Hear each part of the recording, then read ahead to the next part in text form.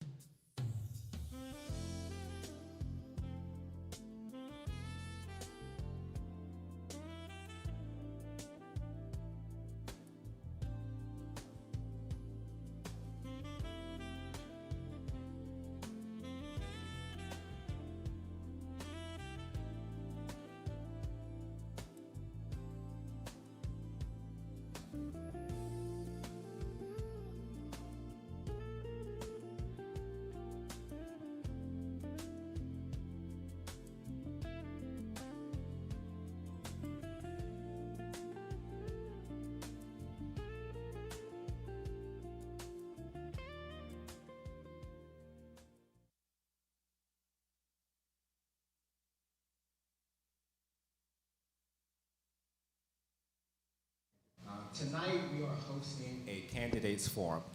Ladies and gentlemen, my name is Xavion Shepard, and I'm filling in for our co-moderator, James Wilson, who will be coming a little bit shorter in the program. Hi there, my name is Lorraine Harrison, and I will be co-moderating tonight's forum with Xavion and James. The important thing to remember is that tonight is about you and the community. Now, before we begin, let's go over tonight's format so everyone is on the same page.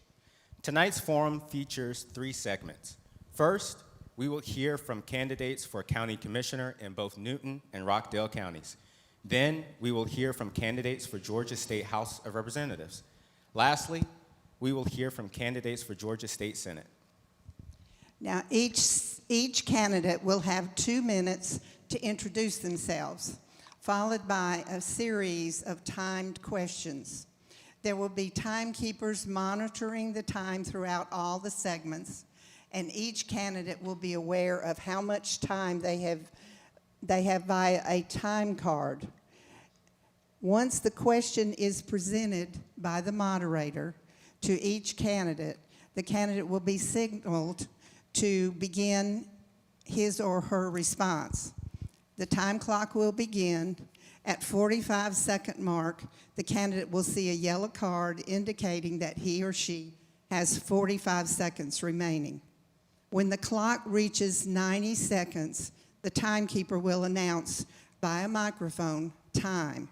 The candidate is expected to end their response at that time. Now, following the moderator questions, if time permits, we will take some questions from you, the audience. The audience will be prompted 5 minutes prior to the start of each audience Q&A to prepare their questions. Again, candidates will only have 90 time seconds to respond. If time permits, candidates will be allowed a 1-minute closing statement at the end of each segment. Now, we ask everyone in the room to remain respectful and attentive throughout the evening. This is a space for civic engagement, not a rally. Applause is welcome, but please save any commentary for the question periods. Thank you for modeling the power of our democracy. Our first segment features the candidates for county commissioner from both Newton and Rockdale counties. The county commission is responsible for establishing county policies, adopting the budget, and authorizing expenditures. They hold decision-making authorities over zoning throughout the county and supervise the construction and maintenance of county roads and bridges. Tonight, we are joined by the following candidates from Rockdale and Newton County. The Newton County District 2, we have Damon Mason. Newton County District 4, we have Nitravius Smith. Please note that J.C. Henderson was reached out and had a conflict and could not attend. The Rockdale County Post 2, Doreen Williams, Michelle Bernard, and Melissa Mims.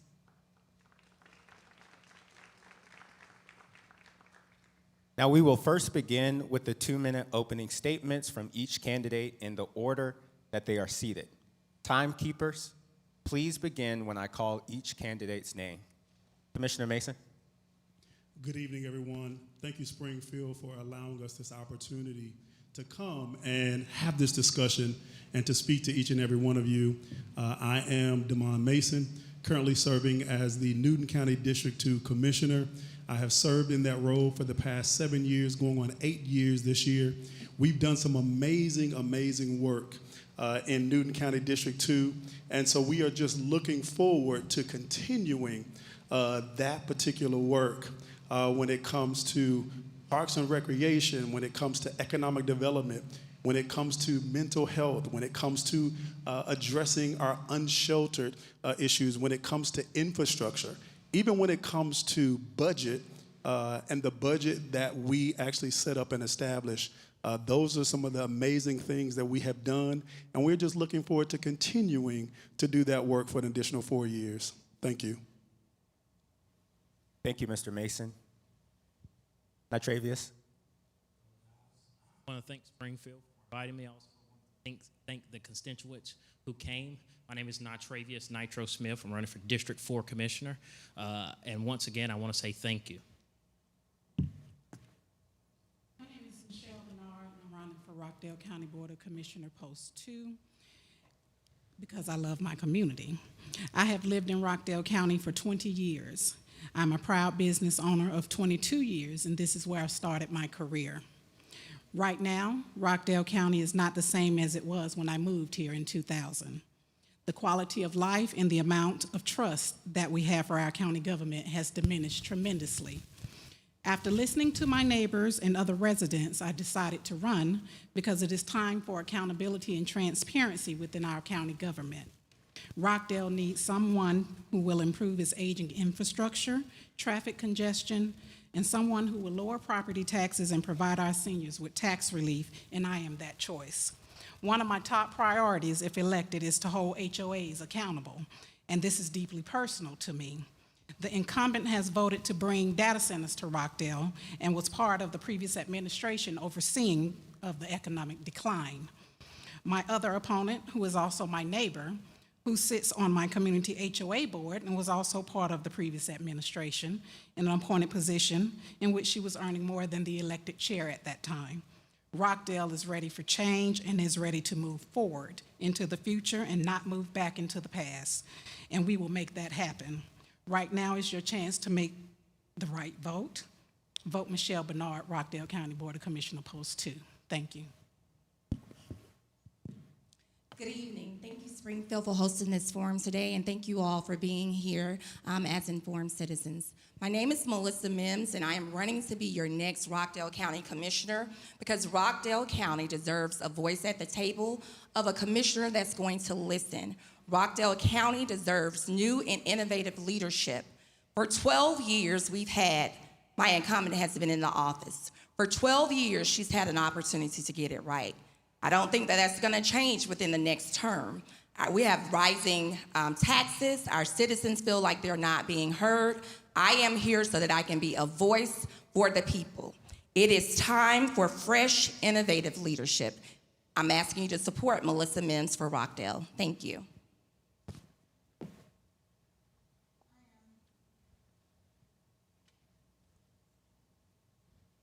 Is this on? Now it is. I'm Doreen Williams, and I am the current sitting commissioner in Rockdale County.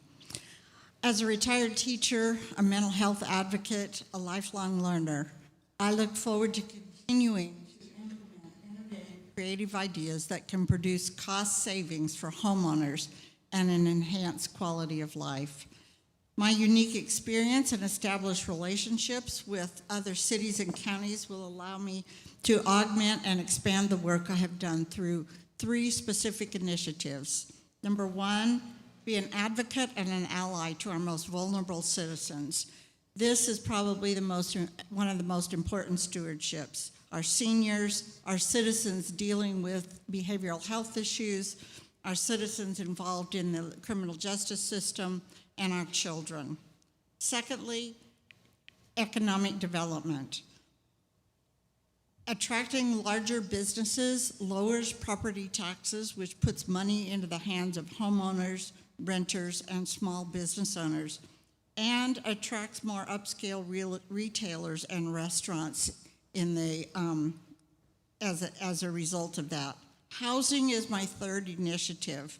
My focus is on building pathways that keep longtime residents here and making sure every citizen has a stable place to call home, including seniors, single moms, single dads, working families. I am advocating for a professional housing manager to implement the strategies outlined in our most recent housing study done by Ladner Regional Commission. Economic development is the only way we are significantly going to lower our property taxes.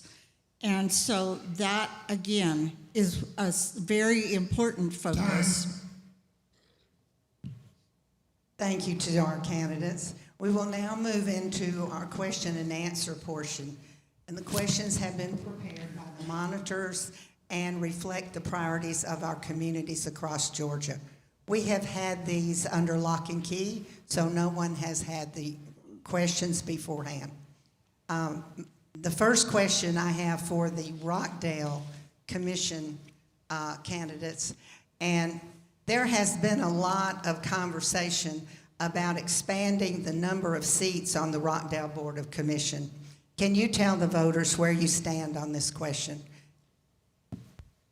If the voters vote to expand the commission, I'm for and will back what the voters decide that they need. I am for a 5-board commission. What I'm not for is for districts. Rockdale is a very small county. I believe that if we district or provide districts, that would be a little bit more divisive. I believe that commissioners should work for all of the citizens of Rockdale County. So I am for a 5-board commission. I'm not for dividing us in districts. My platform is to bring us together. Thank you. I can't tell you exactly where I am on whether we should expand to a 5-member board, because I think there needs to be some research done. I know that our state representatives have proposed this at the state level for several years now, but I would like to do a complete study of what is the best form of government, first off, for Rockdale County. Secondly, what has worked best in other counties that are like Rockdale County in size and scope? And 3, again, I think the citizens need to understand exactly what the financial impact is of having 5 versus 3 and the structure of that. Thank you. Now let's start over here with the gentleman. Let's talk about property taxes. How will you balance the desire for lower property taxes with the rising costs of providing essential government services? Mr. Mason, you first. Thank you for that question. Basically, what we are doing currently in Newton County is we are really looking at how our property taxes are coming in.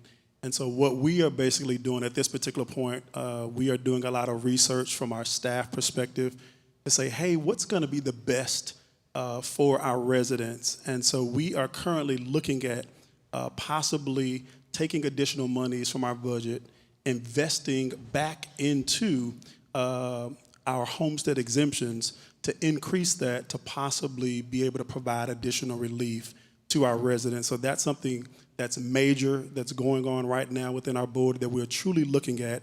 And hopefully, we'll be able to have a great decision once we establish this next budget coming up on July the 1st. We'll be able to see how we can reinvest back into our residents to help provide relief in property taxes.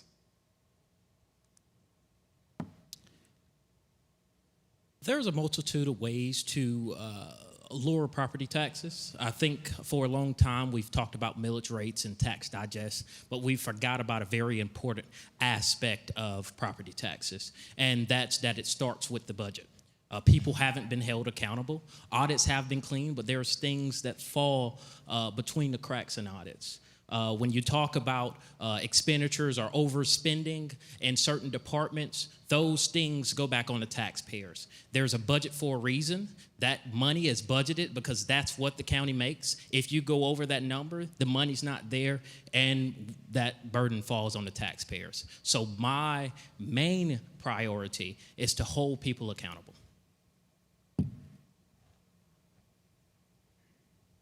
That question is for all the candidates. Do we need to repeat it? So the question is about property taxes. How will you balance the desire for lower property taxes with the rising costs of providing essential government services? The first thing we would need to do is to obtain an audit, and not just a regular audit. I would like to have a forensic audit to look to see where all monies are gone. And I do adhere to budgets, and we would need to diversify our economy in Rockdale.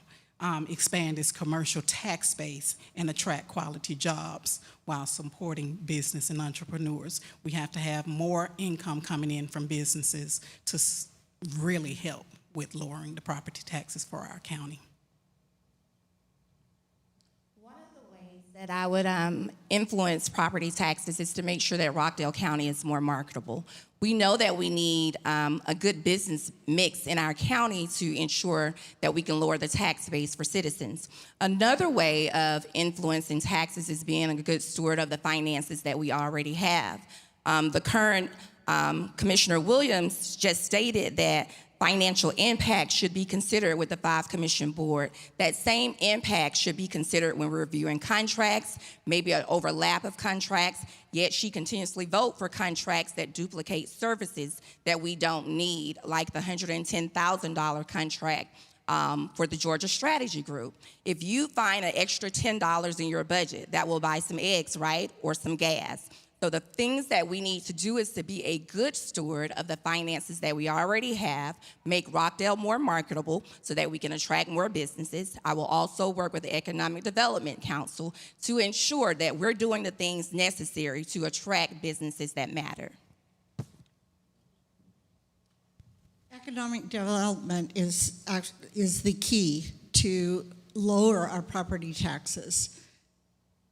One of the ways that can be done and is being done is through the data centers and the battery storage systems that have been implemented and approved in Rockdale County. There are some concerns among people about those. Actually, I talked to 2 engineers yesterday, just randomly, who said, oh yeah, data centers are not a problem. They bring a lot of tax revenue, and they are not a concern environmentally. We have done a lot of research on those. In the next 4 years, with the projected growth that we anticipate, just in sales tax revenue, we will have $7.4 million in more revenue, which is more than any of the top 3 of our businesses combined. I do meet monthly, if not more often, with our Economic Development Council and Director so that we can look at where we're going, what is it we need to be doing, and how could we best market Rockdale County. Thank you, Ms. Williams. Before we go into our final moderator question, we are now at the point where we want to ask our audience to begin writing down their questions. Our amazing floor team will be going around and collecting index cards and pass them along to our floor moderators. We want to try to at least get one question from the audience before we go to our next segment. Thank you. Our next question is about growth and zoning, and this will be for all of the candidates. In your zoning decisions, how will you balance new development with protecting existing neighborhoods and the community character in our community? Thank you for that question. For myself, I am a firm believer. If you're familiar with real estate, they tell you that location is key. And one of the things that we have done as the Newton County Board of Commissioners, we have what we call a future land use map. That future land use map basically guides and directs where we're going to see residential, where you're going to see commercial, where you're going to see agricultural, where you're going to see industrial. And so what we have done is we have made sure, even now we are working on a unified development ordinance. What that unified development ordinance does, it drives all of the zoning across the county. And so we want to make sure that industrial doesn't mix with residential, and residential doesn't mix with industrial. And then too, where there are some development when it comes to residential, we're now finding a balance of commercial. We want to make sure that those that are living in our residential areas, they still have some commercial where they can have a great quality of life. Thank you.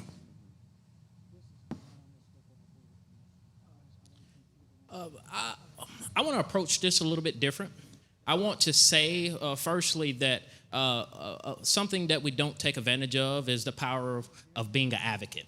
I think there are things that you can do outside of the powers of being a commissioner, and that is advocating for certain things. A thing I've been researching for very long now. A lot of people talk about affordable housing. There's ways to create or bring commercial development, but also keep the prices down when you talk about property taxes and cost of being a property owner. Things like community land trust, you have conservations that are able to protect certain lands, and those type of things can be advocated from commissioners to the citizens. And I think that those things would be truly powerful if that's done so.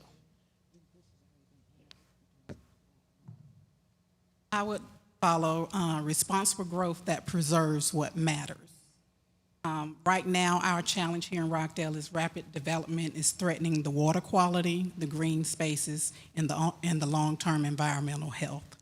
One thing that I would like to do if elected is establish an environmental advisory committee, strengthen the environmental review process, conduct audits of all facilities in the county, expand water conservation, and right now we are building more homes than we can keep up with. And so those are some of the ideas that I have to complete that mission. So in addition to the master plan that was mentioned as far as how do we preserve our communities, one of the things that we would do as well is make sure that our unified development ordinance states the type of developments that we want in our county. Oftentimes people say that we have an overload of one thing and not of the other, but that's based on what our plan states. So making sure that our plan can match the goals and making sure that the citizens are aware when we have surveys and interest meetings so that your voice can be heard when we're making those choices. Another thing that could work for Rockdale County, because we might be, a little short on land, is redevelopment. What does our those shopping plazas like Salem Gates, West Avenue, what can we do to redevelop that space? In addition to those type of things, to make sure that we're working with transportation, the water department, as well as planning and development, so that we have frequent reports on where we stand with our capacity. Thank you. I am always very much invested in strategic planning. And just like anything else, this is a good example of where strategic planning is. We are currently finishing up a survey to redevelopment of our unified ordinances for the county. That it has to do with where different types of businesses and homes will be located, such as in light industrial, commercial, residential, multifamily. It will also speak to how we want future development to look. And the zoning will need to go along with the new unified development plan. We definitely want to protect neighborhoods. We definitely are thinking already about character qualities of different areas of Rockdale County, how to preserve that and how to enhance that. Zoning is a key issue. That is probably the hardest thing, the hardest job for a commissioner is those zoning ordinances. Thank you, candidates. We will now open the floor to you. We will have 2 questions from the audience for our county commission candidates. If you submitted a question on an index card, our volunteers have collected them, hopefully, and our floor moderators are at the microphones on the floor and will ask our Q&A questions. Again, the candidates will have 90 seconds to respond.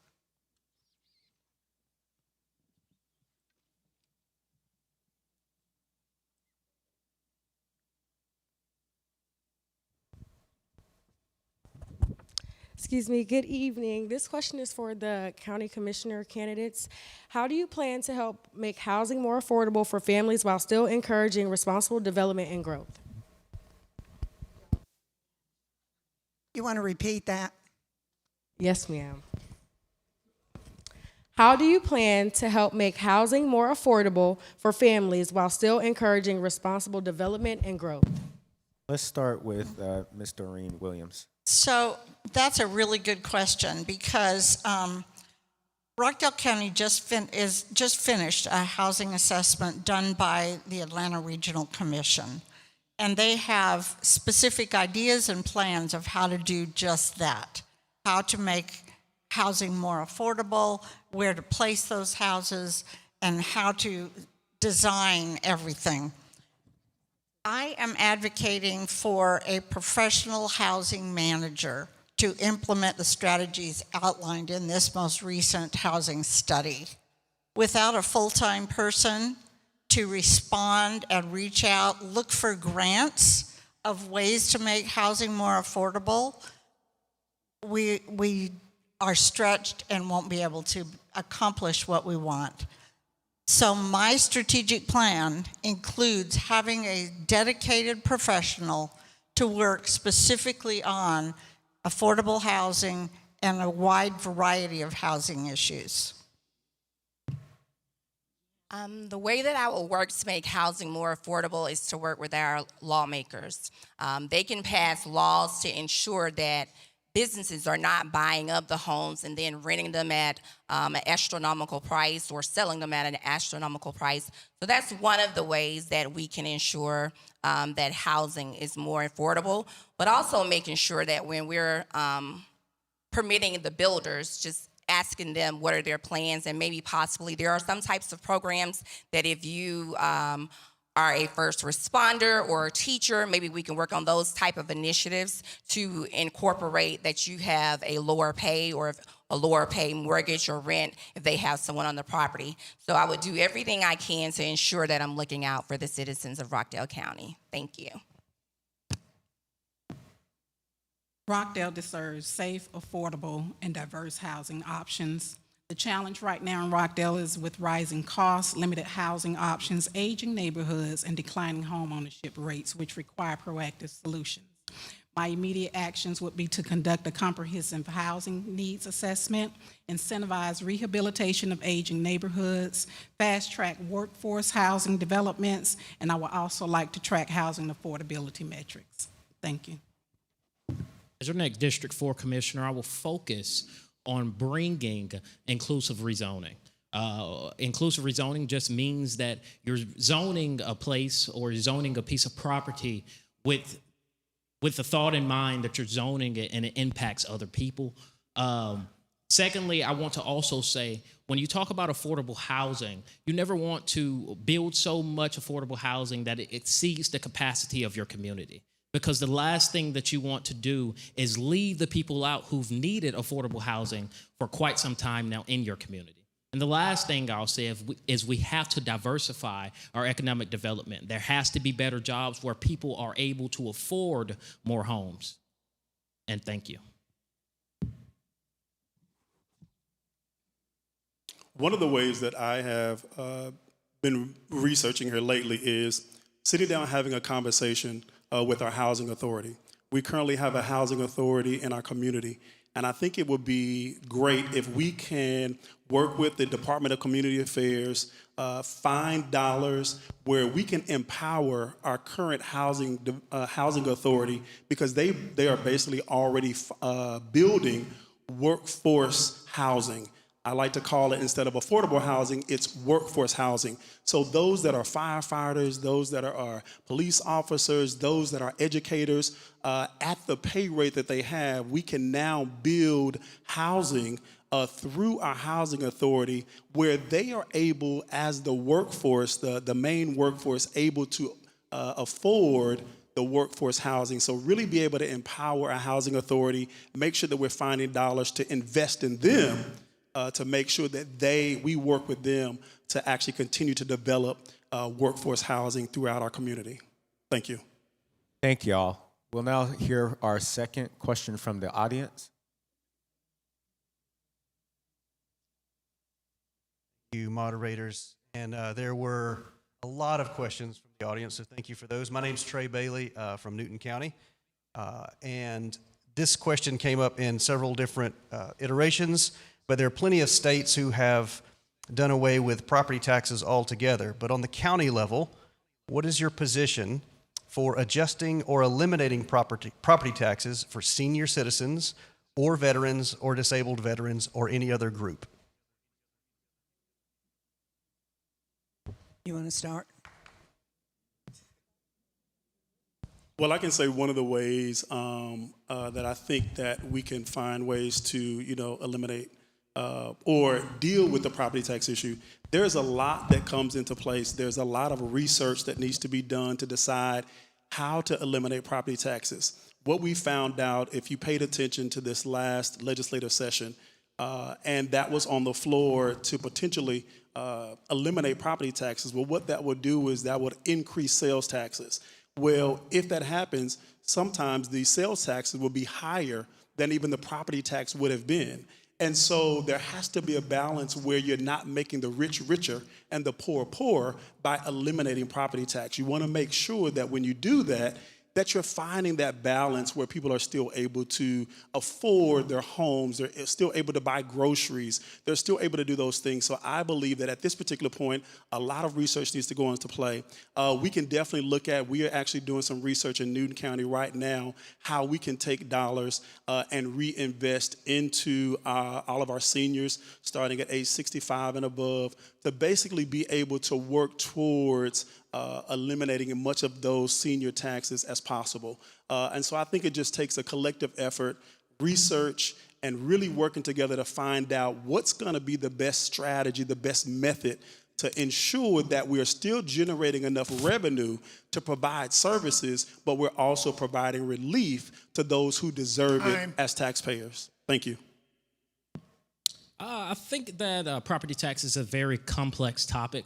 When you talk about property taxes, especially senior tax, I understand it very firmly. I'm a product of being raised by my great-grandmother, and she is an owner of her home. But the problem comes in when she stays in a renter-based community, but she owns her home. So a lot of things that affect her don't affect the community around her.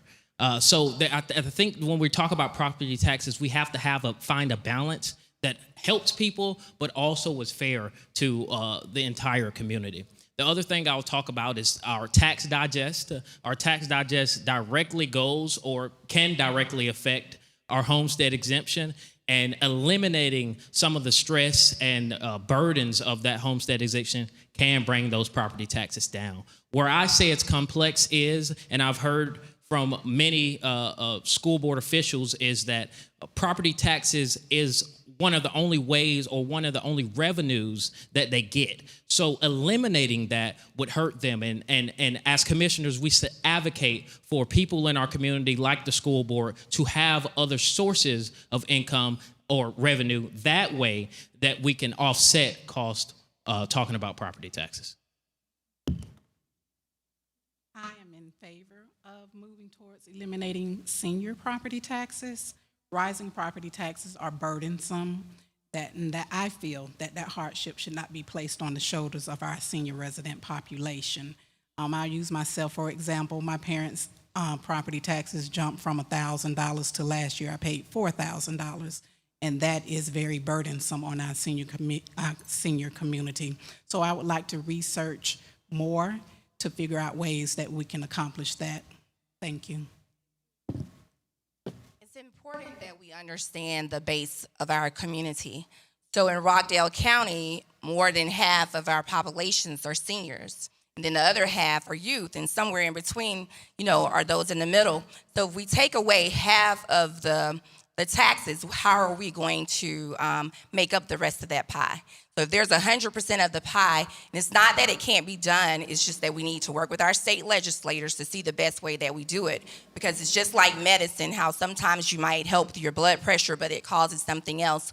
So we still have to have that percentage to help run the day-to-day operations of Rockdale County.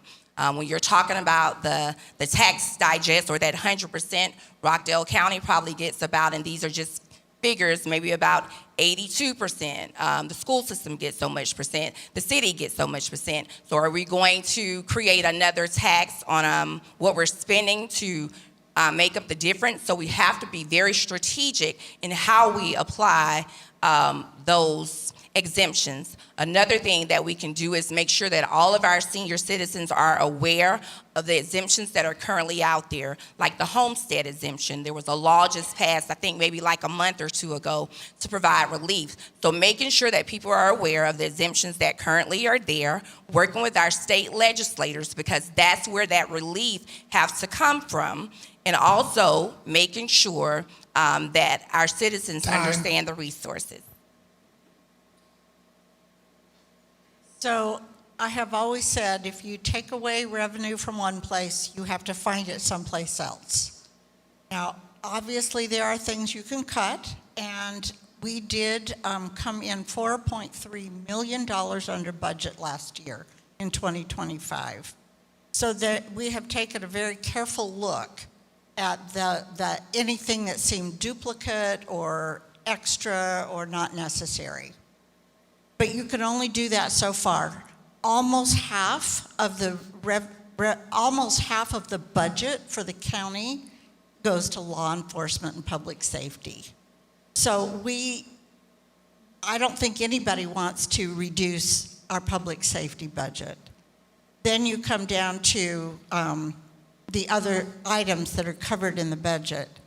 And the only way really to even look at reducing the property taxes is to increase our revenue.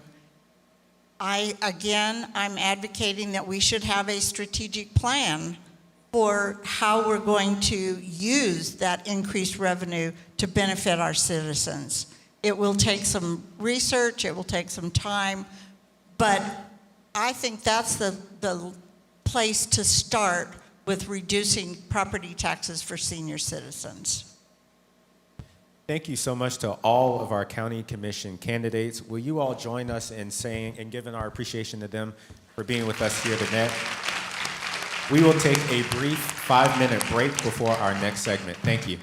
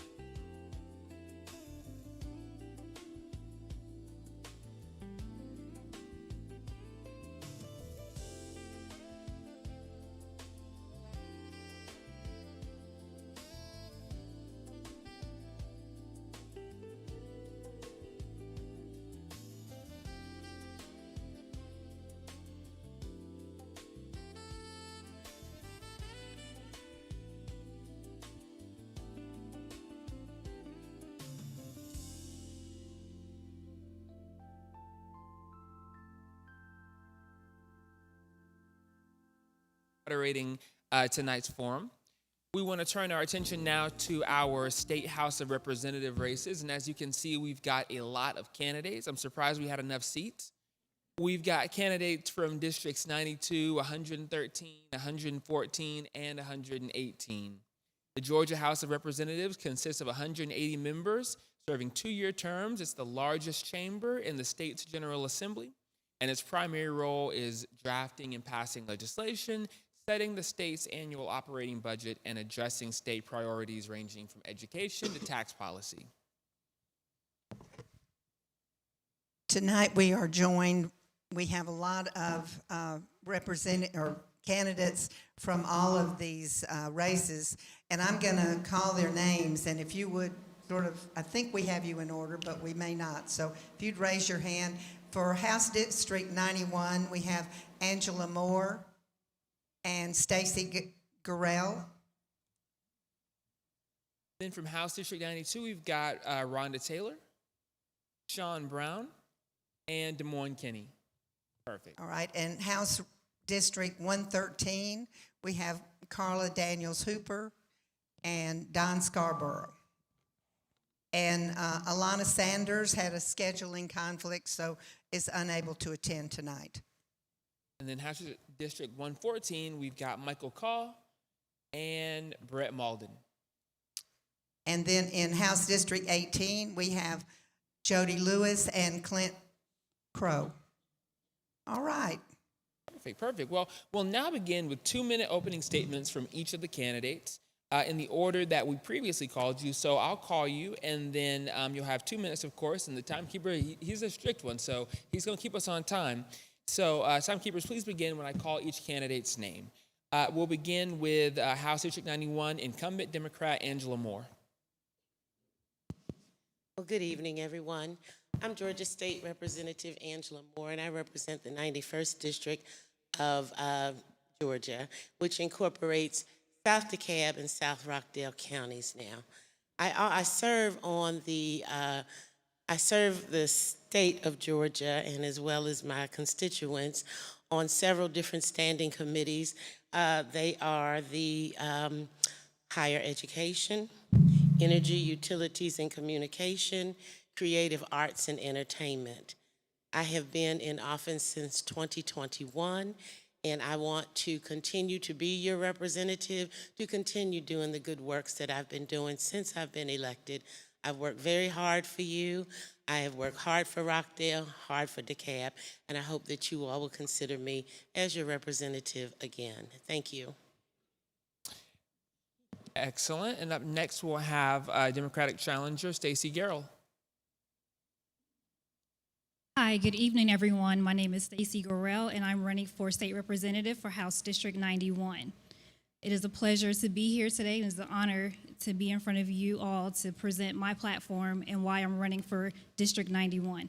I'm running for District 91 because District 91 deserves a candidate that's going to fight for them, someone that's going to stand. I'm going to stand before you today because I have also faced battles far greater than this election. I know what it is and what it means to persevere and to show up when it matters the most.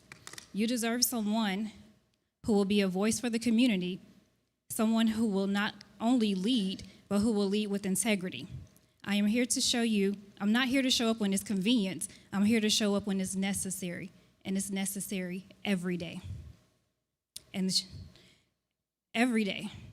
And I'm saying that every day because I serve on the board of DeKalb County Housing Coalition, and I have the front row seat of watching people come in needing resources, people having issues with homelessness, mental health, health care, and seniors that are in need of support.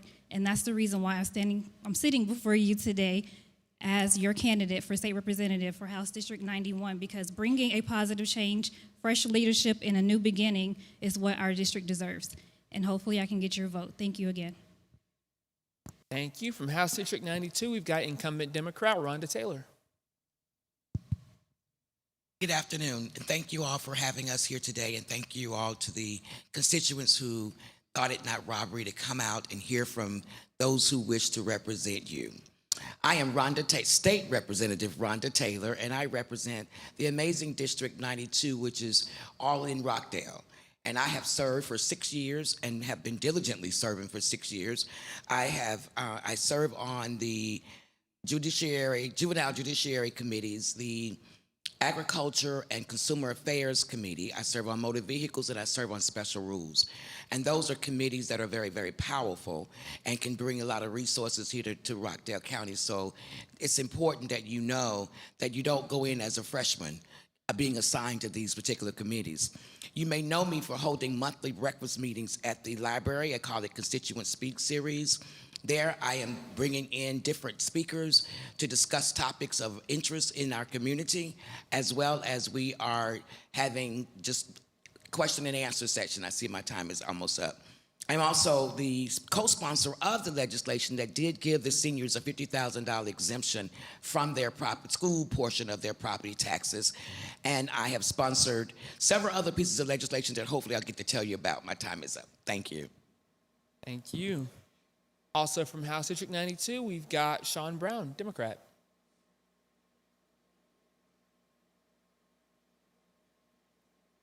Hello? Okay. Hi there, my name is Sean Brown. I am a Conyers resident since 2011. I am a mother, a breast cancer survivor, a small business owner. I've actually been pronounced dead twice. And I'm coming because I'm running because I am not a politician. I shop at the same stores. My kids go to the same schools. I struggle with the same bills. I'm a homeowner, so I understand the property tax issue. I'm also close to being a senior. So I'm also very concerned about our property taxes for our seniors. And to me, if we keep doing the same thing, we're not going to get any different results. So I feel like we need a change. Rockdale is changing. Growth is coming no matter what. We may, I believe we do, need fresh ideas, fresh people, maybe even a younger generation to move it forward, because AI, data centers, all of that's coming, and a younger generation and young, fresh ideas may do District 92 very well. Thanks. Thank you. And finally, from House District 92, we've got Des Moines Kinney, Democrat. Good evening, everyone. I am Dr. Arthur Des Moines Kinney, and I'm so grateful to be here with you all today. Thank you all so much for having us. Thank you for coming out and listening to everything we have to share with you all today. Many people have asked me why did I decide to run for this office, and I'm going to tell you this. In November, God showed me this vision that I have to run for this office. I'm currently a deputy coroner in Rockdale County, and God says, I need you to be a voice for those who can speak, because right now as a deputy coroner, you're being a voice for those who cannot speak anymore. And so that's the main reason why I'm running. But let me tell you this, I am a veteran, and we have to take care of our veterans. Many times our veterans come back from combat like I did, and folks treat you like you've done absolutely nothing at all. But let me tell you how it all started. My grandfather helped raise me after my father died when I was 6 years old. I also was molested as a child, so I know what that is like. I know what it's like to have struggles. I know what it's like to be raised by a single mom. I know what it's like to have your grandparents helping to raise you. And that's why taking care of our seniors is very important for me as well. My grandfather is 91 years old, and my grandfather always told me that your job is to help take care of other people. And so his best friend, Congressman Jim Clyburn, allowed me to be a part of the process at 6 years old, helping him campaign. And so because I'm now in my 40s, I believe now it is my time to make sure that we have what we need here in our county and in our district. Also, let me tell you this, I'm a part of the Global Black Economic Forum. I'm actually up on the Forbes Coaching Council, and I also am a part of the East Bloss Board here in Rockdale County. So there are things that I get a chance to see that others don't get a chance to see. And I know how to play well with others, and I'm willing and ready to step up to be the leadership that Rockdale County absolutely needs. God bless you all. I'm Dr. Arthur DeMoine Kinney, and I'm asking for your support on April 27th through May 15th, and the primary date is May 19th. God bless you all. Okay, we're going to move into a new House District 113. We'll start with Carla Daniels Hooper, Democrat. Good evening. Thank you, everyone, for coming out today, and thank you, Springfield Baptist Church, for hosting this very important forum. I am running for House District 113, which is the western part of Newton County. I'm running because I'm concerned about what concerns you. I'll tell you, I really got involved in the community level about 10 years ago when I came home and I saw a cell phone tower across from a subdivision. I started attending meetings asking the questions that you're asking. Who's responsible for the development that we don't want? So I tell you what I started doing. I started counting the number of gas stations that we had on Salem Road, which is Highway 162. I stopped 2 gas stations with a petition. And then I said, we don't need another Dollar General. I stopped that. What am I saying to you? If you're passionate about something, you got to put action to it. If I can do that on the local level, what more is God going to allow me to do on the state level? I hear what concerns you. I hear what you need. Not only am I there to make sure we implement those things that impact your life, we want to make sure that we do that for all of Georgia and all of Newton County. Thank you. Thank you. Also in House District 113, we've got Don Scarborough, Republican. Good evening, everybody. My name is Don Scarborough, and I'm glad to see those of you who are engaged enough to come out and really try to know what's going on with our government. I'm running in District 113 as a conservative. I'm a Christian conservative, and the reason I'm running is there has not been a conservative run in my district in over a decade. And I think we need some conservative values in Newton County and in District 113. And I'm here to help anybody I can help, and I don't really care what side you're on. I think we need to reduce taxes. I think people need to be freer, and I support the police and the Second Amendment. I'm pro-life. I'm pro-free speech, and I just think these things need to be protected, and that's why I'm running. Thank you. We'll move into House District 114 and start with Michael Carr, Democrat. Good evening, everyone. Thank you for all coming out. This is a wonderful edifice in which to be in and a great program. I thank you all for. I'm Michael Carr. I'm running for District 114. Mine is to make sure that everybody is represented and that we make it affordable for everyone. We should also make sure that we're talking intergenerational, not just the young, not just the old, not just the middle. Everyone needs to be represented. We need to have laws and policies that help growth and help people not just survive, but to also strive. I'm Michael Carr, District 114. Awesome. We'll now move on to Brett Malden, Republican. Yep, I'm Brett Malden. I'm running for the State House, District 114. I know y'all hear a lot of numbers today. It's the northern and eastern part of Newton, social circle portion of Walton, and all of Morgan County, okay? I'm a Christian conservative in that order. My life verse is Matthew 5:16. Let your light shine before men so you can serve, so they can see your good deeds and give glory to your Father in heaven. You can only serve one of two things, I believe. It's either self or others. And I'm tired of seeing all these politicians that only get up there to serve themselves. We need people that are willing to step out and serve others. So what do I stand for? It's 3 L's. It's real simple. We need lower taxes. We should have more money in your pockets. You get to decide what you do with it. We can't legislate kindness. If you had more money and you got to decide what you want to do it, money is just a magnifying glass for who you already were. If you're stingy with a little, you're going to be stingy with a lot. If you're benevolent with a little, you'll be benevolent with a lot. I believe in less government. Everybody's talking about more affordable housing. I sit on the National Association of Home Builders boards, and one of the things that we see is 28% of the cost of a house is in government regulation and red tape. That is a lot. You want houses to be cheaper? Start deregulating all of the laws that we have. And I believe in local control. We need to get power closer to the people. If it's in the federal government, that's too far away from you. Local government is accountability. So the closer the power gets to the people, the better it is for the people. Again, Brett Malden, District 114. And we'll move into our final district, House District 118. We'll start with Jody Lewis, Democrat. Hi, everybody. Thank you so much for being here and listening to what all these great candidates have to say. My name is Jody Lewis, and I'm running for District House 118. I am running on 3 simple things as well. Quality of life, improving our quality of life, protecting our families, and honoring our vets. As a military mom and former military wife, it's very important that we make sure that when our military service members come out, that they have everything that they need. Listen, I am not a career politician. I'm a young lady that worked very hard with very little and is able to achieve a lot with the support of others, especially my mom who's in the audience tonight and the rest of my family. At the end of the day, what happened and the reason that I wanted to put my name up to represent your voice is because a young lady was murdered in Florida, and I helped her family change a law that is now state law in Nevada, Virginia, and Florida. When she lost her life, that was significantly impactful to myself, and I knew that if I could help this family out, I could help so many others. So again, my name is Jody Lewis. I'm running for State House Rep 118, and I'm looking forward to earning your support and your vote. Thank you. Thank you. And our final candidate from House District 118, incumbent Republican Clint Crow.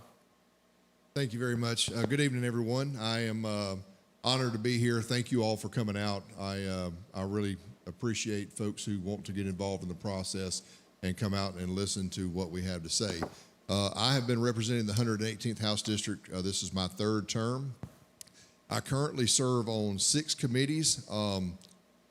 They are very impactful. 3 of the busiest ones that I serve on, one is the Ways and Means Committee. So I talk a lot about taxes. In fact, some of our local government officials in Newton County and I have had many conversations about property taxes over the last several years.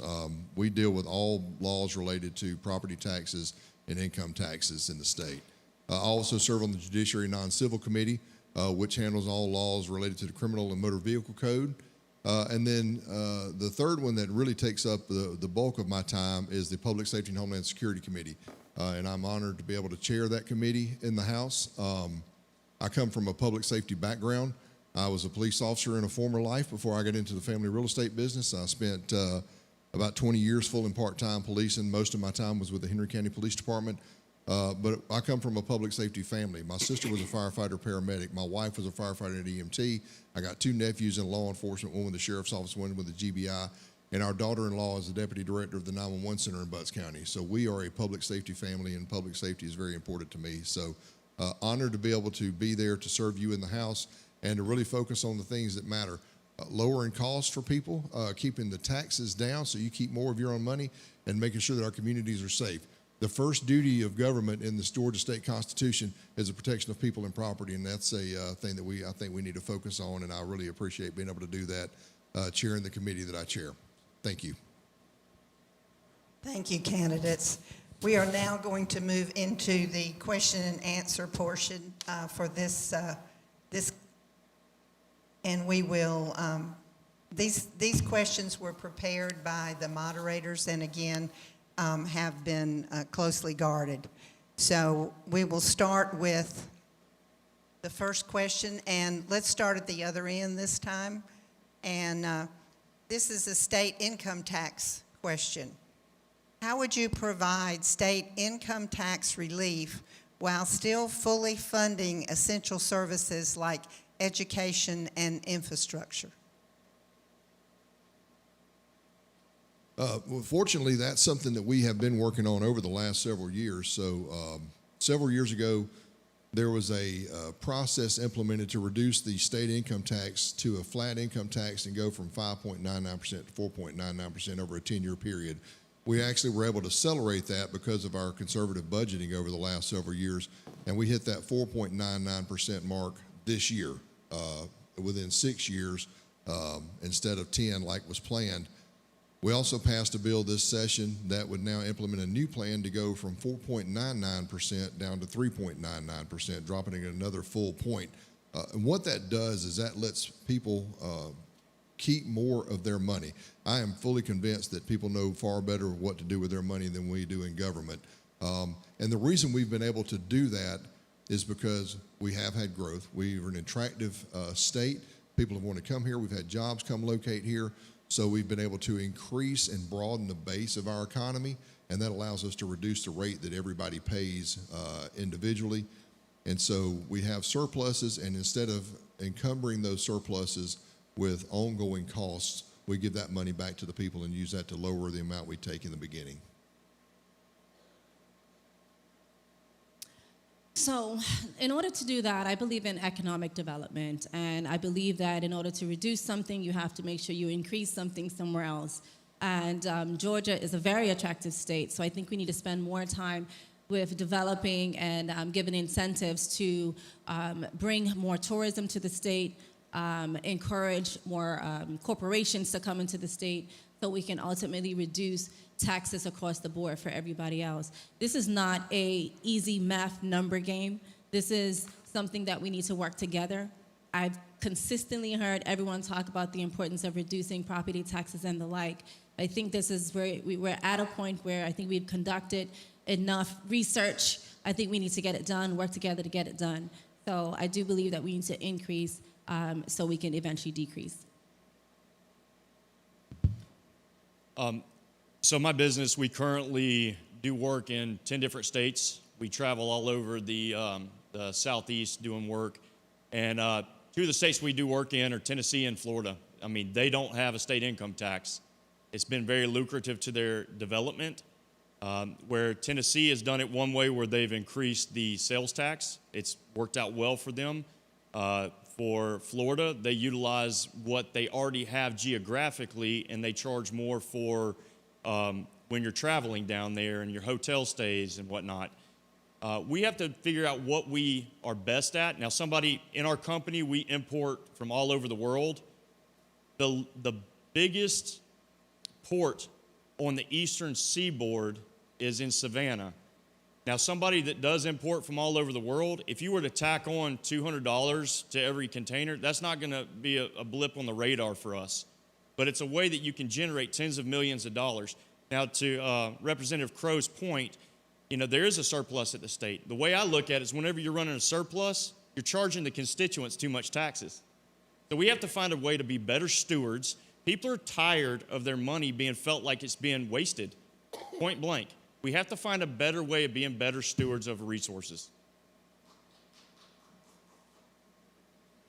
I think it's one of those things in which we have to know why we collect taxes in the first place.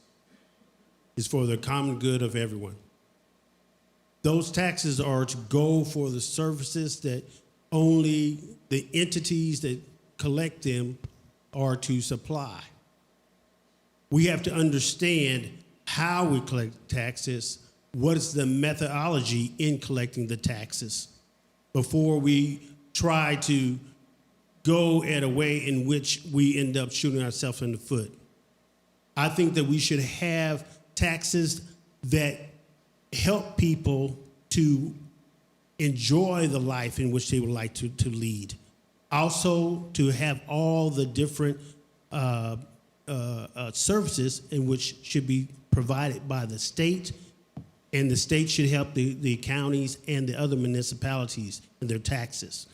I don't want to see taxes increase, but I want them to be formulated in a different way.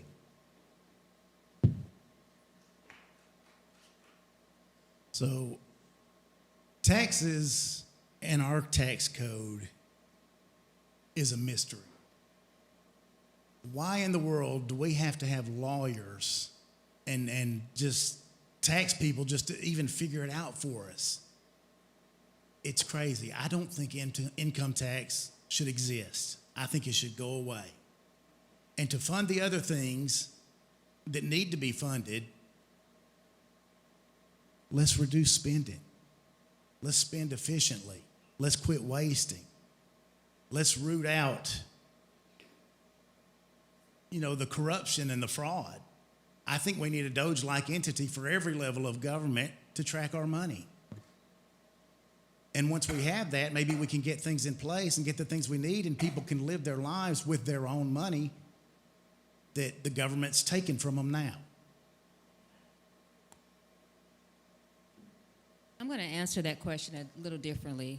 First of all, I want to make sure everyone understands that the current legislation and the legislation that was proposed in the state of Georgia, it was going to disproportionately impact in a negative way the lower income and middle class families. Point blank, period. So be very careful when you hear persons on the other side of the aisle talk about getting rid of income tax. Secondly, I believe it is important to focus on those services wholeheartedly and do not compromise that they will not be reduced in the funding that goes towards them. If there's a surplus, that surplus should go to those services. No compromise. If education needs future funding and current funding, fund education. There are government grants, there are federal grants, there are ways to make sure that we do not compromise on the services that our taxes pay for. But no, getting rid of income tax completely, all of the tax codes currently benefit upper class residents, so we need to make sure that we protect those services. So I'll approach it from the perspective of a business owner and a constituent. So I believe that there are businesses that we should stop giving all of these tax breaks to in order to get them to come here to our area. And the reason why I say that is because if you look at their income, look at what they're actually making, they actually could pay a little bit more than what they currently pay. When you look at our lower income families absolutely struggle. Let me tell you something. When I was in the military, I didn't make a whole lot of money, but I got taxed like crazy. And so a lot of the military members, we had a lot of things that we would bring to different town hall meetings everywhere we were stationed just to ask simple questions. And I believe that it starts with educating our individuals, our constituents, so that everybody knows and understands what is actually, where the tax money is going. Because I'm going to tell you this, as a pastor, I pastor the church here, and when the pastor says, I need everybody to come to this budget meeting, everybody wants to ask the pastor for every single line item. We got to do the same thing when it comes to our legislators as well. Ask them where everything is going so that they can show you where the money is actually going. Because everybody just needs to know.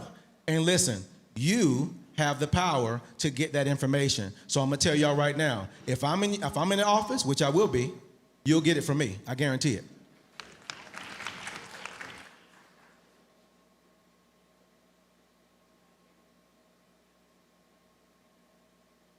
Hi there. I actually think that our seniors, especially over 65 and on fixed incomes, need a break. They have been working and paying into their homes for all of their lives. And at a certain point, their children have graduated. I understand that a lot of our property taxes go to the school board. So I understand that education cannot be compromised.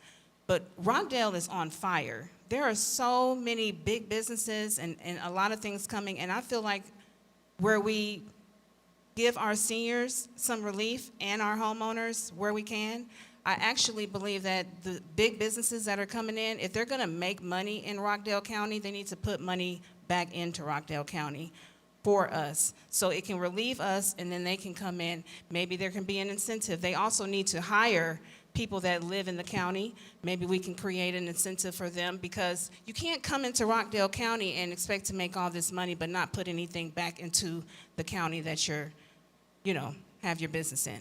Thank you. Okay, first of all, we do a budget every year, and then when we go back into session, we amend the budget in the current year. That information is always and always has been public. And if you're coming to the monthly meetings at the library, you're getting that information. We're showing you line by line or making it available to you so that you can know where the money is being spent and how it's being spent. I agree with some of the comments that have been made on the panel here today, but they say that one thing that you got, two things in life are sure: taxes and death. So taxation is a tricky thing. The bipartisan bill that Representative Crow is speaking of passed to give some relief. It wasn't fully supported, but we did have both parties that went ahead and voted for it. I believe that we do need to look at it, but the taxes on the county level and then the taxes on the state level are totally different. And I need to make sure that we all understand that. When we pass a budget, we pass that budget and the budget goes to the state departments. We don't allocate those funding from that point on. The budget is voted on, it goes to those departments. Those departments will designate, identify, and allocate. And that's where we need to get involved to know where the money is going. And one of my colleagues say that we need to do more for veterans. We gave $70 million this year in the budget for homeless veterans. But you gotta follow the trail. You got to go down to the Department of Veteran Affairs at the state level and find out what they're doing with the money and how they're allocating it.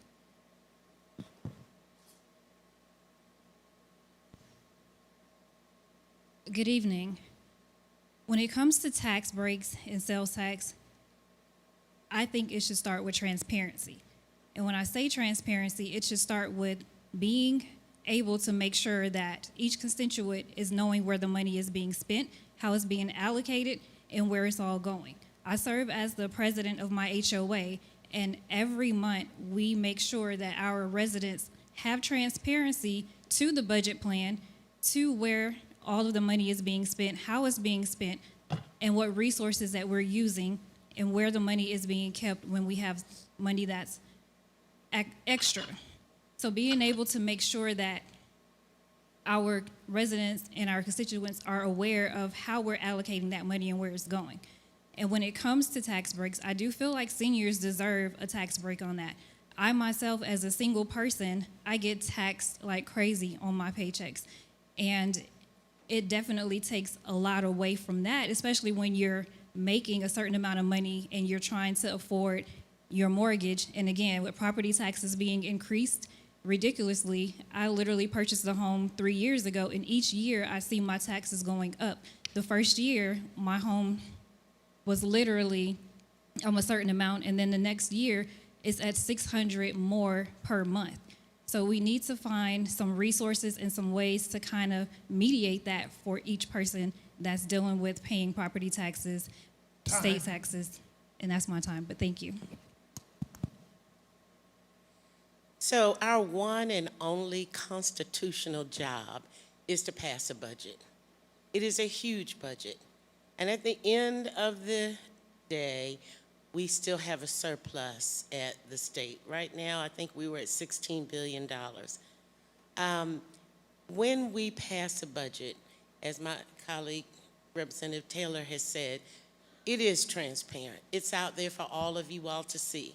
Each and every representative and state senator are cheerleaders for the state of Georgia, to which we actually represent. I don't find anyone who doesn't put the budget or the amended budget on their website. We ask you to go to our website, not because we want you to look at us, we want you to see the research that we put up there. I want to just say one thing about my colleague, Chairman Crow. He's correct.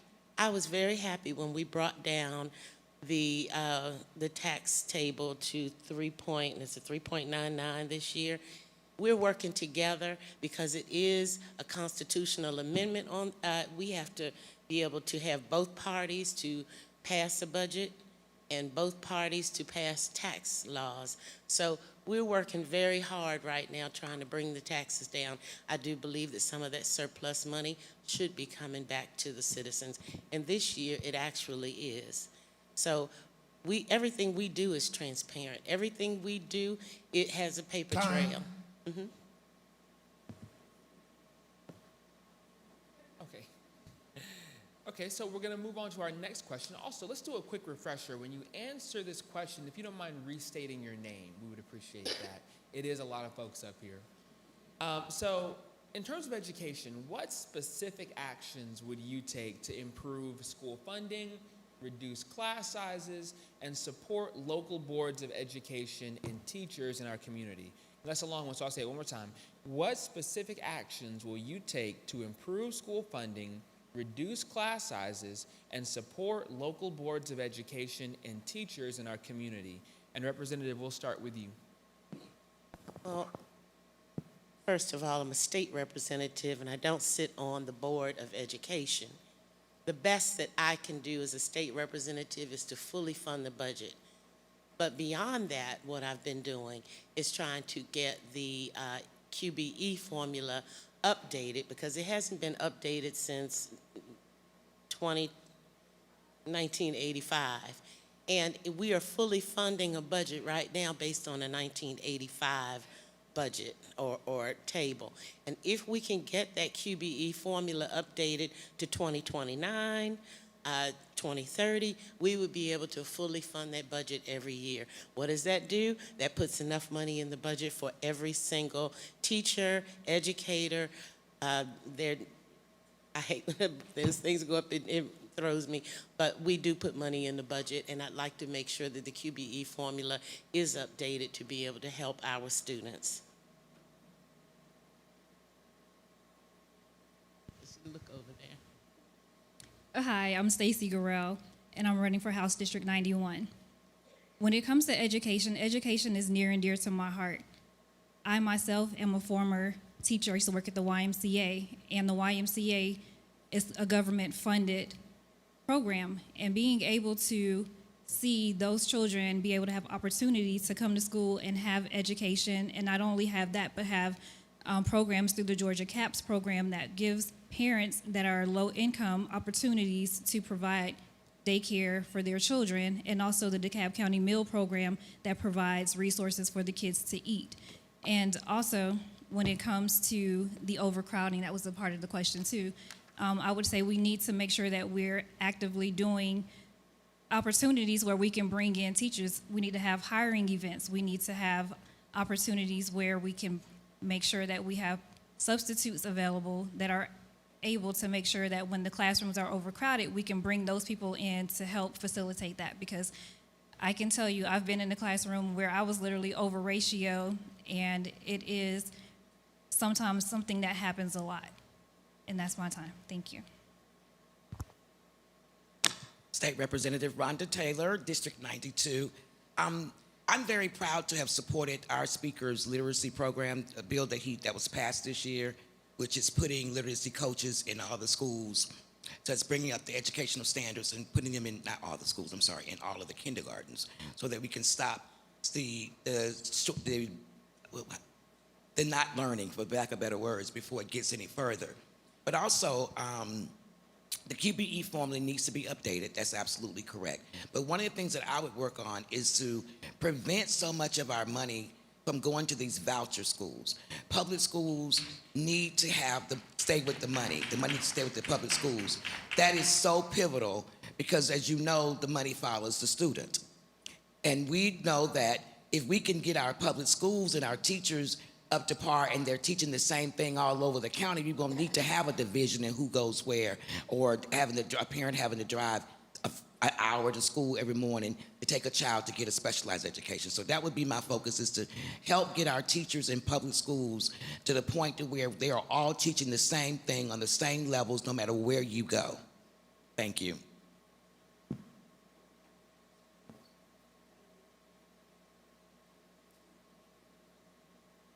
My name is Sean Brown, and I feel like when it comes to education, we have to support our teachers. At the end of the day, that's what it comes down to.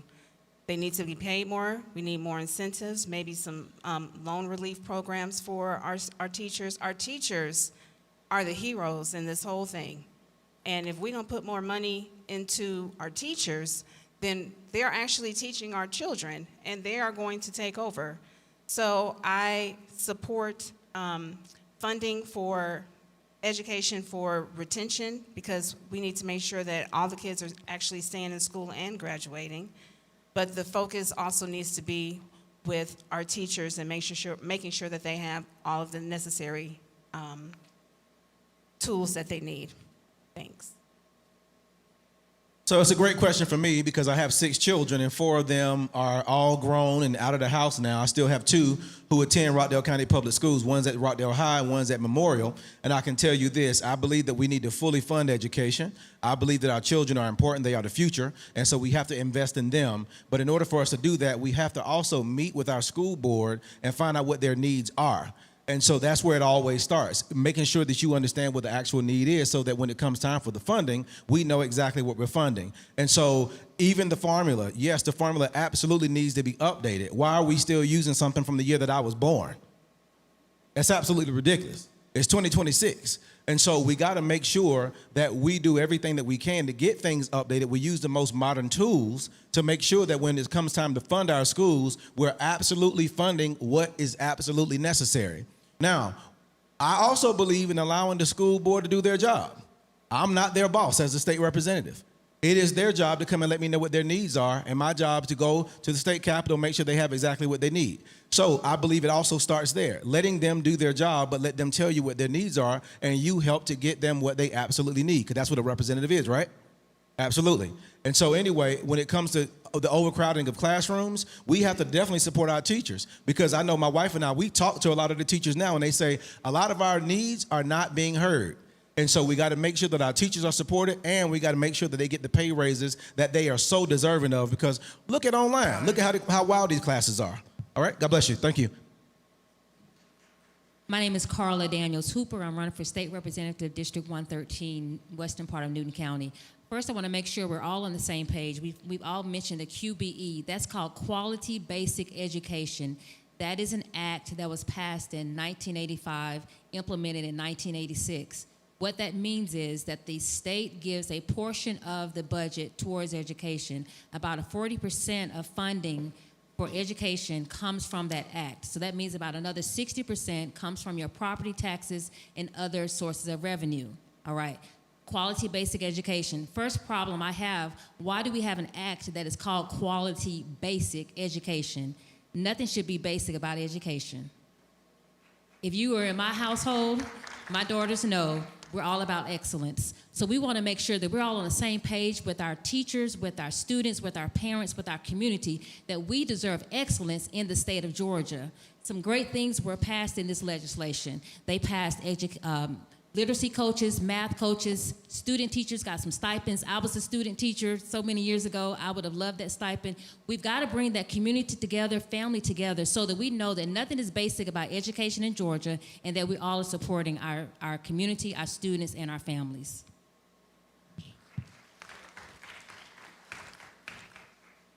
I'm Don Scarborough, running for House District 113, and this one is a big issue for me, because I don't know how many of you guys have heard of the Mississippi Miracle, but Mississippi used to be dead last in education in the country, and now it's in the top 10.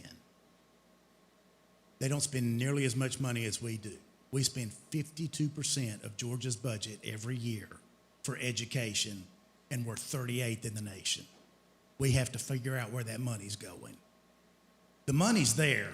It just needs to be directed to the right places. We need to get teachers, more teachers in classrooms so kids can actually learn and they're not overcrowded, and they can have more direct attention and direction. And we need to figure out where our money's going. That 52% is a crazy number for us to be 38th in the nation. Hi, I'm Michael Carr, running for District 114.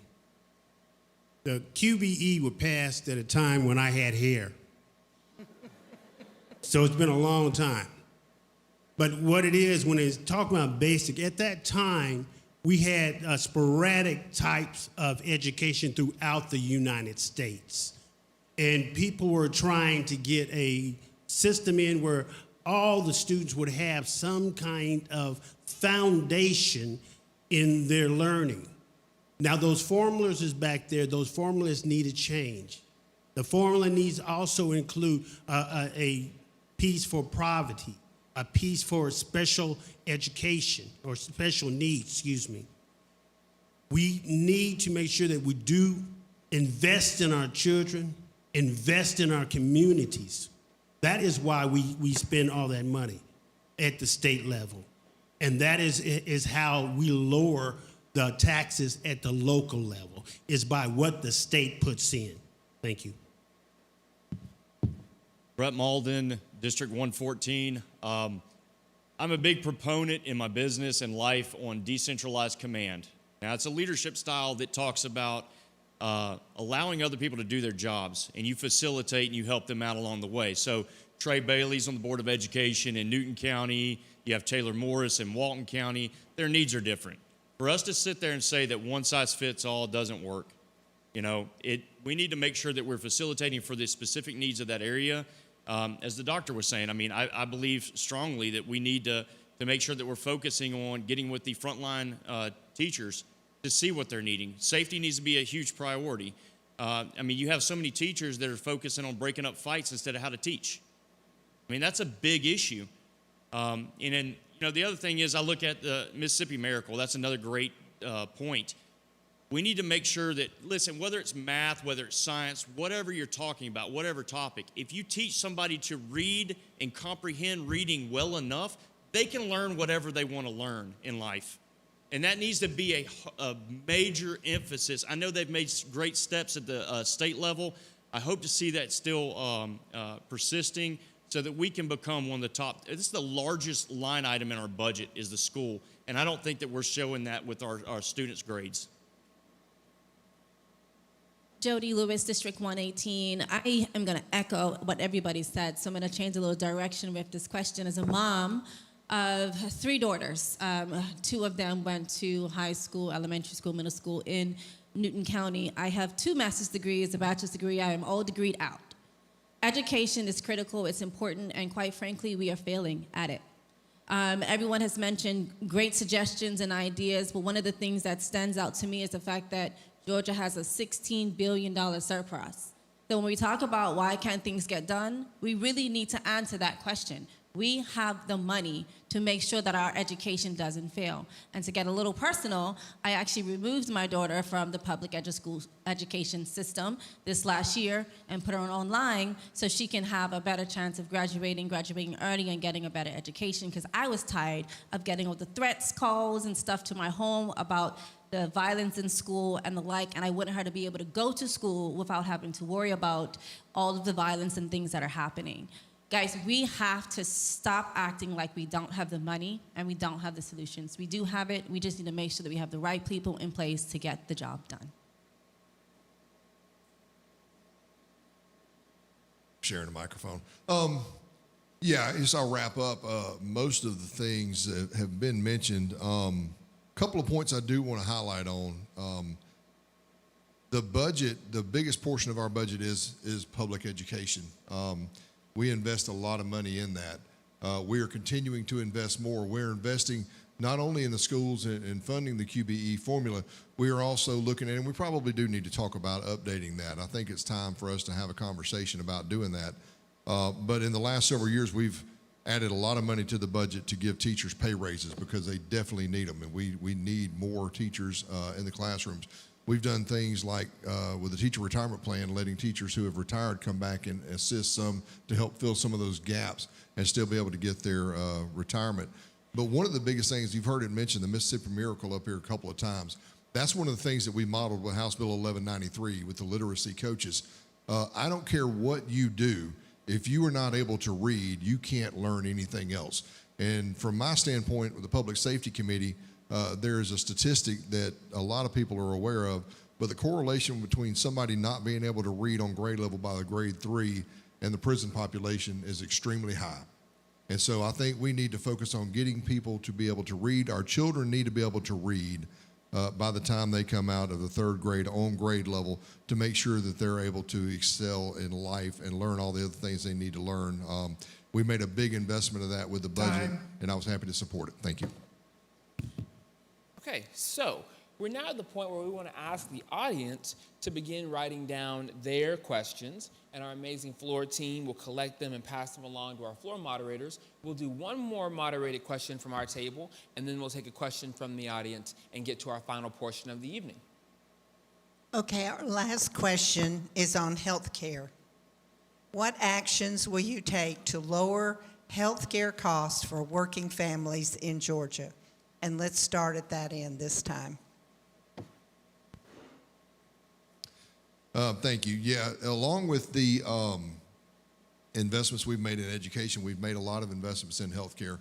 One of the things in the areas I think that's really been lacking with healthcare, specifically mental health care, that's an area that we have really not had a great deal of funding in over the past several years. So one of the things that we did in the budget this past year, the amended FY26 budget, was we added $400 million to fund Georgia's first state mental health hospital in over 6 decades, to try to get more mental health care specifically for folks that need access to that. We also added $29 million to create 240 new graduate medical education slots to help Georgia attract, train, and retain doctors across the state. And we funded a new medical school at the University of Georgia, a new dental school at Georgia Southern University, and a new optometry school at Georgia Southern University. All of those things are designed to help increase access to care. And when we have more access to care, it can help bring costs down. Jody, District 118. Thank you for this question. Very, very near and dear to my heart. Healthcare right now is incredibly insane. Let's call a spade. I think that we need to open competition and get better healthcare providers in the state of Georgia. We need to incentivize healthcare providers to come and lower those costs. I think we're trying to get away from competition, but I, as a business owner, value the need and the importance of competition. We also have to be direct and transparent. The healthcare providers and organizations like, United Healthcare and the like, these are multiple billions-dollar companies, and they are charging us. We need our government to step up and protect us and stop giving them bailouts and additional funding and incentives. We need to stand up. We need people in the House and state level that's going to be able to tell these individual companies to stop putting so much time and effort to increasing costs and be fair and reasonable across the board. I have been fortunate enough to visit countries that have universal health care. I know it can be done. I do not understand. That's why we are the greatest country in the world, and we do not take care of our people. So we need to stop that and get reducing or universal health care done. Yeah, we need to open up more. Sorry, Brett Malden, District 114. We need to open it up for more companies to be able to compete in our state. There's a lot of red tape when it comes to this. I look at it from a standpoint that may not be a favorable opinion, but I know from a standpoint of policy, the intention might have been great, but Obamacare was not a help on my wallet. I mean, my expenses skyrocketed and the coverage, frankly, went down. We have to find a way to bring common sense back into government and in helping people instead of just trying to legislate our way out of bad policies. Need to make sure that we are attracting more doctors and attracting more healthcare industry to our state. I mean, there's no reason that we shouldn't have interstate commerce better when it comes to the medical industry. Michael Carr for District 114. Our medical system has changed over the past 60 years since I was born. It went from a non-profit to a profit. And right now, the problem is that its basis is on profit. You don't see your doctors as much as you need to because they're looking at profit. Time is money, and money is time to them. We need to set up ways in which that we help first help the citizens to be more healthy. You know, look through the foods and stuff that we have. Look through the environmental things that are causing people sick, and work on those things. Also, work on making sure that insurance is affordable. Really, with my colleague here, I like universal health care because we need to take care of everybody. We take care of all the people that are in the House and the Senate and the presidency. Why not take care of all the people that's paying the bills? Don Scarborough, District 113. So my wife actually works in the healthcare industry in the business end of it. And some of the costs for some of the things that she sees are absolutely outrageous. You can go to other countries and get prescriptions and procedures done for a fifth of the price that we see in the United States. The insurance companies are too embedded in the healthcare industry. They have too much control. We need to get more doctors in and figure out a way to get costs down. And insurance reform needs to be a top priority. The costs on pharmaceuticals, big pharma. A lot of big pharma give away common medications like blood pressure medicines and stuff like that. But other things are just outrageous. My mother-in-law passed away from cancer 2 years ago. And her cost, there was a medicine that she took that was $15,000 per dose. It is ridiculous, and we just need to figure out a way to get those costs down. Carla Daniels Hooper, State Representative, District 113. Until we figure out a way to get the costs down, let me tell you what's really happening on the ground. I've been working with the Diabetes Association of Atlanta for the past 18 years as the executive director. As soon as that big, beautiful bill was passed, our medical assistance program, where we provide free diabetes medicines and supplies, the waiting list doubled. We have over 50 people looking to afford diabetes medicines. These are working folks. These are folks who have six-figure incomes who cannot afford their health insurance. So until we figure something out, we got to find ways to stopgap measures. We work with hospitals who need us to provide free services. So we've got to support those boots on the ground community organizations that are filling in the gap in the meantime until we can get the legislatures from the federal and the state level to bring affordable health care back to us. It is a problem when you are working and you have to decide if you're going to take your medicine or you're going to pay your light bill. That's a real life situation. So we got to come together as a community, provide the free resources, the affordable resources with the community organization, as well as focus on prevention and making sure that our constituents understand their basic health controls so that they can prevent some of these chronic conditions. I see it every day. We got to work together until we can get our legislators to take us seriously and make sure that we can afford to live healthy in this United States. Dr. Arthur DeMoine Kinney, candidate for House District 92. So let me speak on this from the perspective of a coroner. I want to tell you guys, I believe we need to do better research because we have a lot of individuals who pass away with congestive heart failure, diabetes, all of these different things. I know here in our county in Rockdale because, again, I work the cases. So I do believe that we need to start there with getting more research done to find out exactly what's causing everybody to be sick. And so we have to look at environmental things. We have to be able to look at the food, look at the water, all of these other things. And I'm going to say this too. We got to stop closing all of these hospitals and clinics in these rural areas.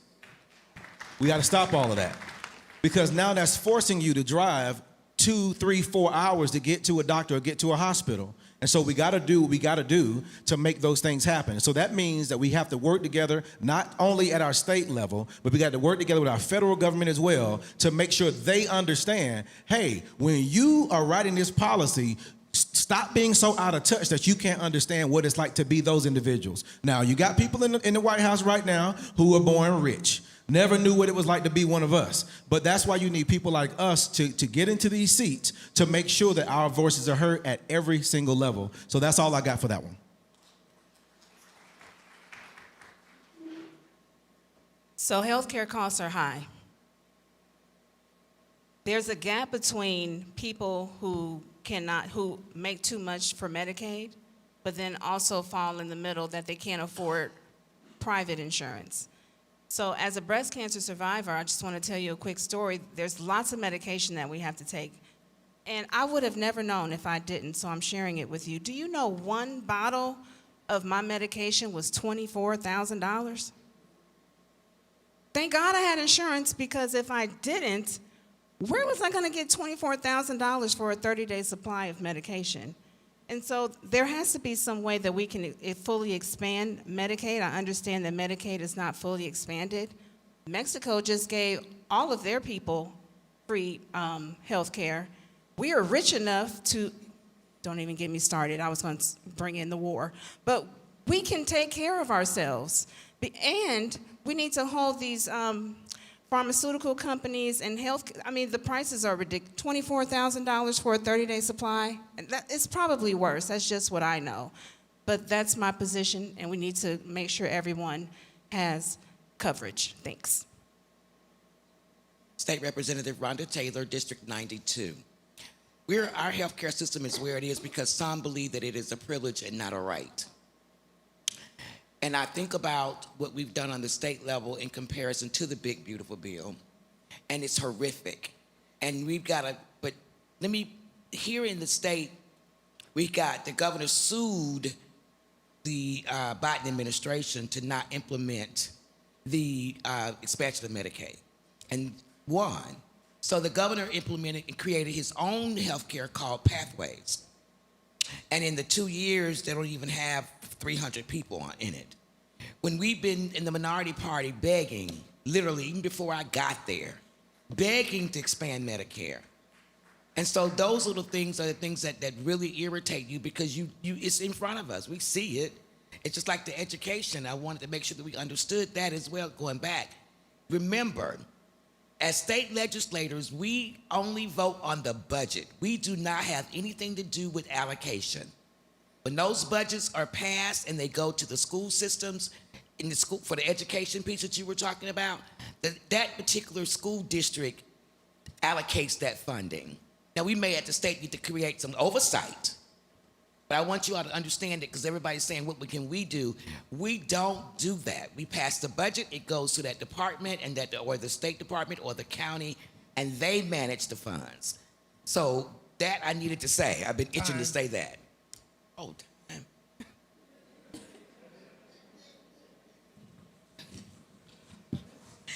Hi, Stacey Gorell, State Representative, candidate for House District 91. Healthcare is definitely something that's near and dear to my heart, because I am a 2-time heart survivor. And when it comes to healthcare, we need to hold our healthcare providers accountable. Having a heart condition and trying to live and cope with that daily, when you have so much that you have to put into just to get approved for health insurance. Because when you have an underlying condition or a pre-existing condition, most insurance companies are either going to deny you or charge you a higher rate. So I get hit all the time with higher increases when I have to go get echoes or do anything with my chest x-rays and things like that. I have to literally pay out of pocket for that. And most insurance companies cover it 100%. But when you have underlying conditions, it's harder for you to get those resources. And the medications, like the young lady was saying about her cancer, it is extremely expensive.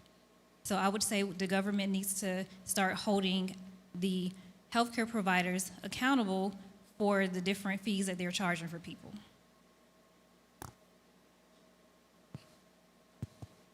State Representative Angela Moore, incumbent. I'm sitting here on a stage on hollow ground inside of this church with all the clergy here, and I just want to be, it reminds me of Ecclesiastics. Wine was made for merriment, but money answereth all things. And I believe on the campaign trail before, I was told that when I visited a church. Money answereth all things. The idea of health care for Georgia is extremely simple. We need to harass the current governor and the future governor to expand Medicaid, if they would just accept the federal funded money, all of us, our friends wouldn't have to worry about their cancer care. My sister probably would still be alive, and maybe she could have had some good cancer medication if we would just expand Medicare. But money answereth all things. And I'm very proud of us as a legislator who have passed the Mental Parity Act 2 years ago that expand mental health so that you can take your insurance and go to an emergency room if you have a mental health issue. But that has nothing to do with if you have breast cancer, if you have any type of cancer, if you have any type of illness. You can't just take your card and just go anywhere and think that you can afford it. But we did make mental health available to all of us. Call your governor. Thank you. We will now turn the questions to you in the audience. So if our people will collect the cards, I'm assuming that we have questions coming from y'all. And we'll have 2 questions from the audience.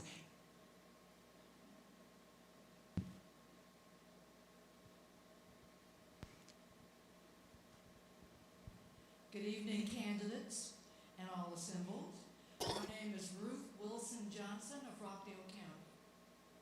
I will share just one of the many questions your audience has for you this evening. It has been somewhat addressed, but we would like to hear responses from all candidates. With hospitals closing in Georgia, with the billions of dollars in surplus funds, where do you stand on expanding Medicaid in Georgia? So we won't belabor this. Call your governor. If you all don't have his number, I will be glad to give it to you when I get off this stage. Call him tomorrow morning. Ask him to expand Medicaid. And or when you are listening to your next gubernatorial candidate, make sure that they will expand Medicaid. It is not a bipartisan issue as far as I'm concerned to say yes or no. It is an our issue, an entire Georgia issue, from all the way from South Georgia all the way up to North Georgia. It affects every single one of us. And I just want to say one thing, if I got the time, about expansion of Medicaid. If your parents have to go into, or your child has to go into long-term health care facility, the expansion of Medicaid will help pay for that. It won't take their home. It won't take their Social Security. It will get paid that way. Please call your governor and beg him to expand Medicaid.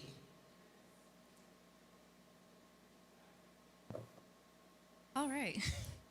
I'm for expansion of Medicaid as well. I do believe that our seniors need to feel supported in that, especially with most of them being retirees and having fixed income. So like she said, call your governor.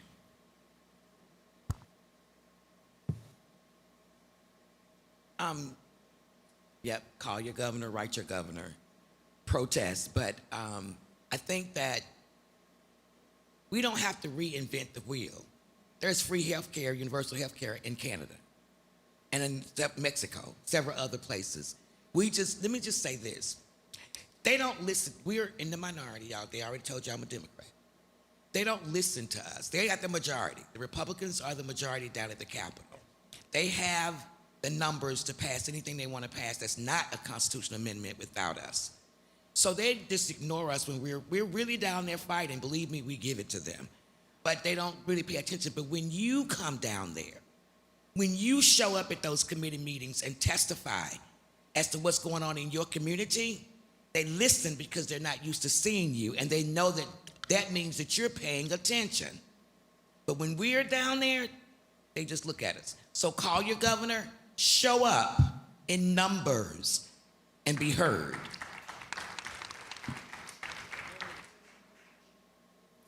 I'm all over this because we all need health care, especially.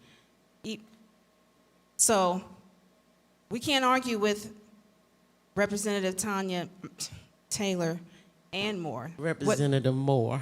Representative Moore. We got to call our governor, and we have to make sure that the new governors that are coming into office will support this. because we're going to have to flip this.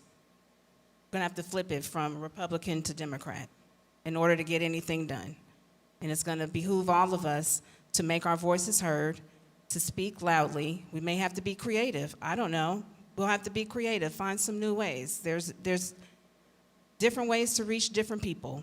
We may have to bring in a younger group of people, or a different dialect of people, but we've got to get it done because we all need health care. Thanks. Everybody's already stated it. We definitely need to make sure we're calling the governor, absolutely. But I also believe that we need to bring these accountability boards back. Case in point, the mortality boards don't really exist in the hospitals anymore, so you won't get a chance to see and hear how individuals are actually passing away. I believe that's absolutely important. At the coroner's office, we have information that we have to make sure is compiled so that if people want information from us, we have to give it. So why don't the hospitals have to do the same thing?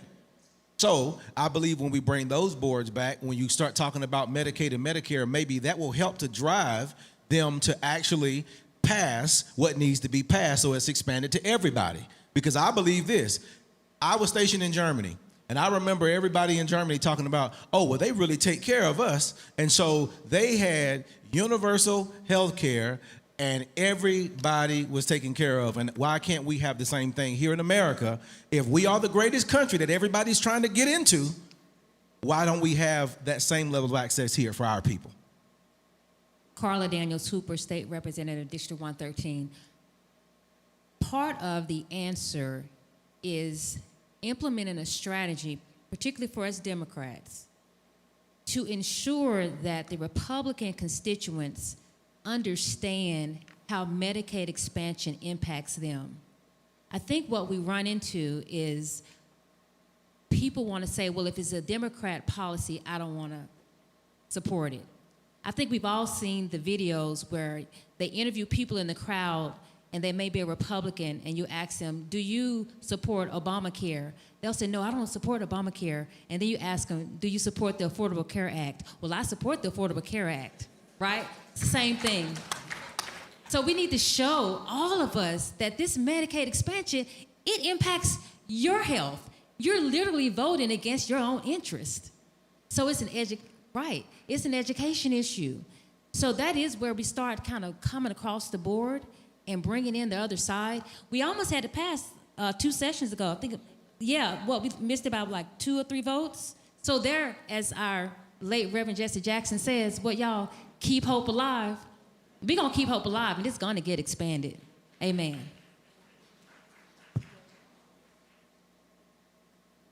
As far as Medicaid expansion goes, I'm not as fully versed on that subject as I probably should be, but at a quick look over it, I am for helping people who need help. If you want to know about government-run health care, ask a veteran. I am one. I haven't mentioned that tonight, but I spent a long time in the Army. I'm a 100% disabled vet, and I get health care through the VA. I hardly ever get the things I need in time. I'm not about expanding Medicare, Medicaid. I think we need to put those systems into a free market arena and let them compete against each other and drive prices down, and we need to quit giving benefits to people who didn't pay into the system like illegal immigrants.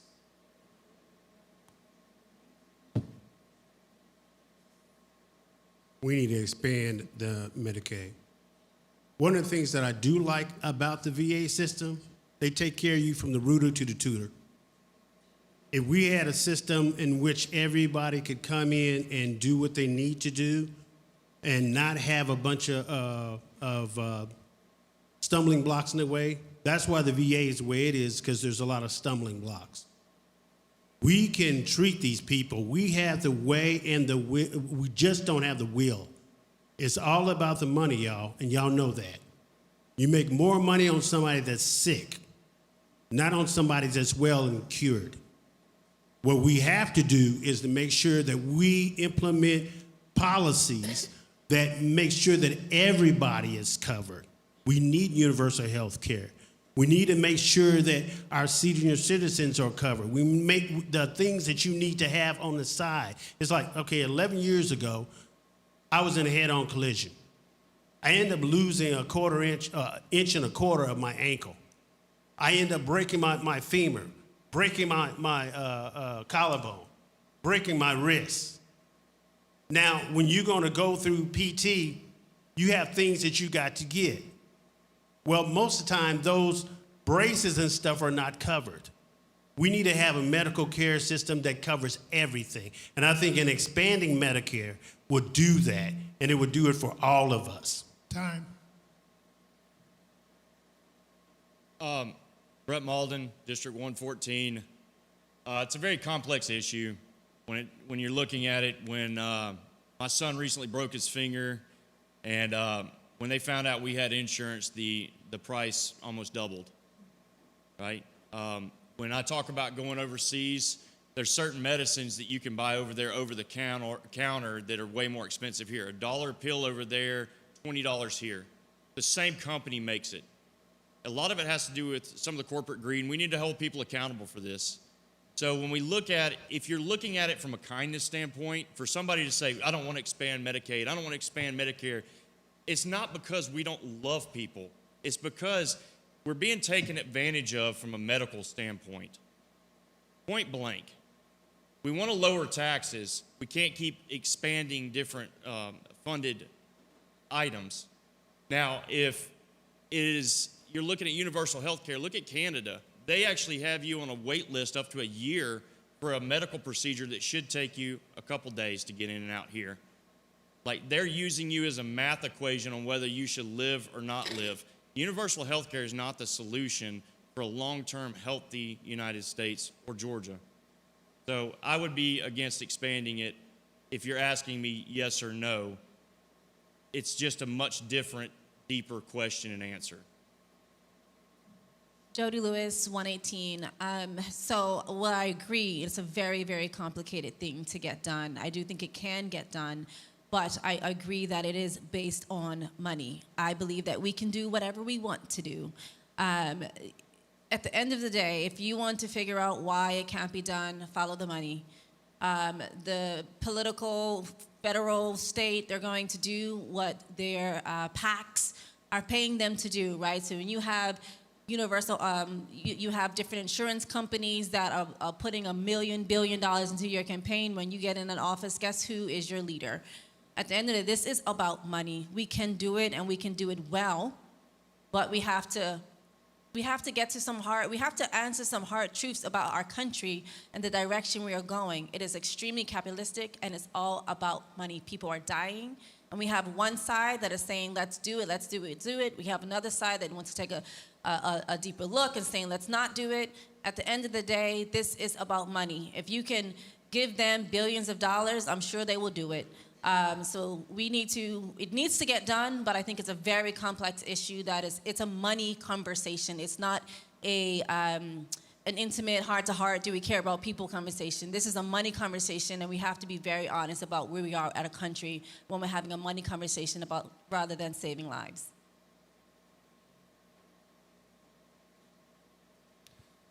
I'm State Representative Clint Crow. I apologize. I think I forgot to do that the last couple of times I got the mic.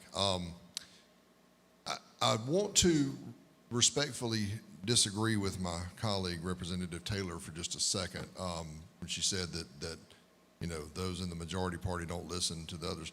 The majority of the bills that we pass in the House are bipartisan, if not unanimous. Probably 85% of the things we vote on are that way. But there are some things, such as this issue, that we have some philosophical disagreements. And typically what I found is that we don't necessarily disagree on the outcome. We have the same intentions. We want the same things for people. We have a different idea of the best way to get there. And I think this is one of those things. The expansion of Medicaid, there has been an expansion of Medicaid, the Pathways program that was already mentioned. Most of us who have insurance, private insurance, you get that through your employer. Those of us in the state, we don't get free health care insurance. We pay for it, but we're able to buy in through the state health benefit plan. The Pathways program allows expansion of Medicaid, allows expansion of access to Medicaid. It just requires, if you are able, that you work or in school or volunteer. It just requires that you put something forth for that if you are able. And I think that is a much better way to do that, to have someone have a vested interest and to have someone, earn that rather than have it given. Thank you. Thank you, candidates.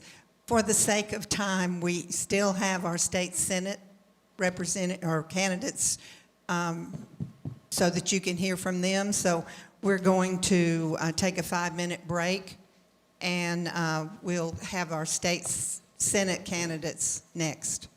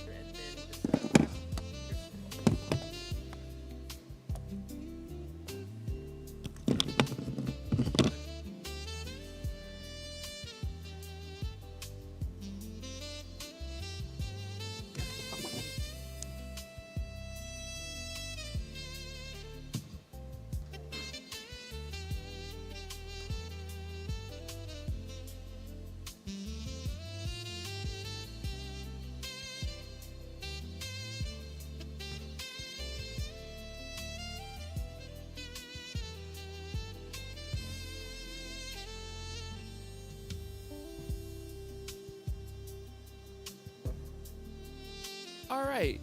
Can I get this mic on?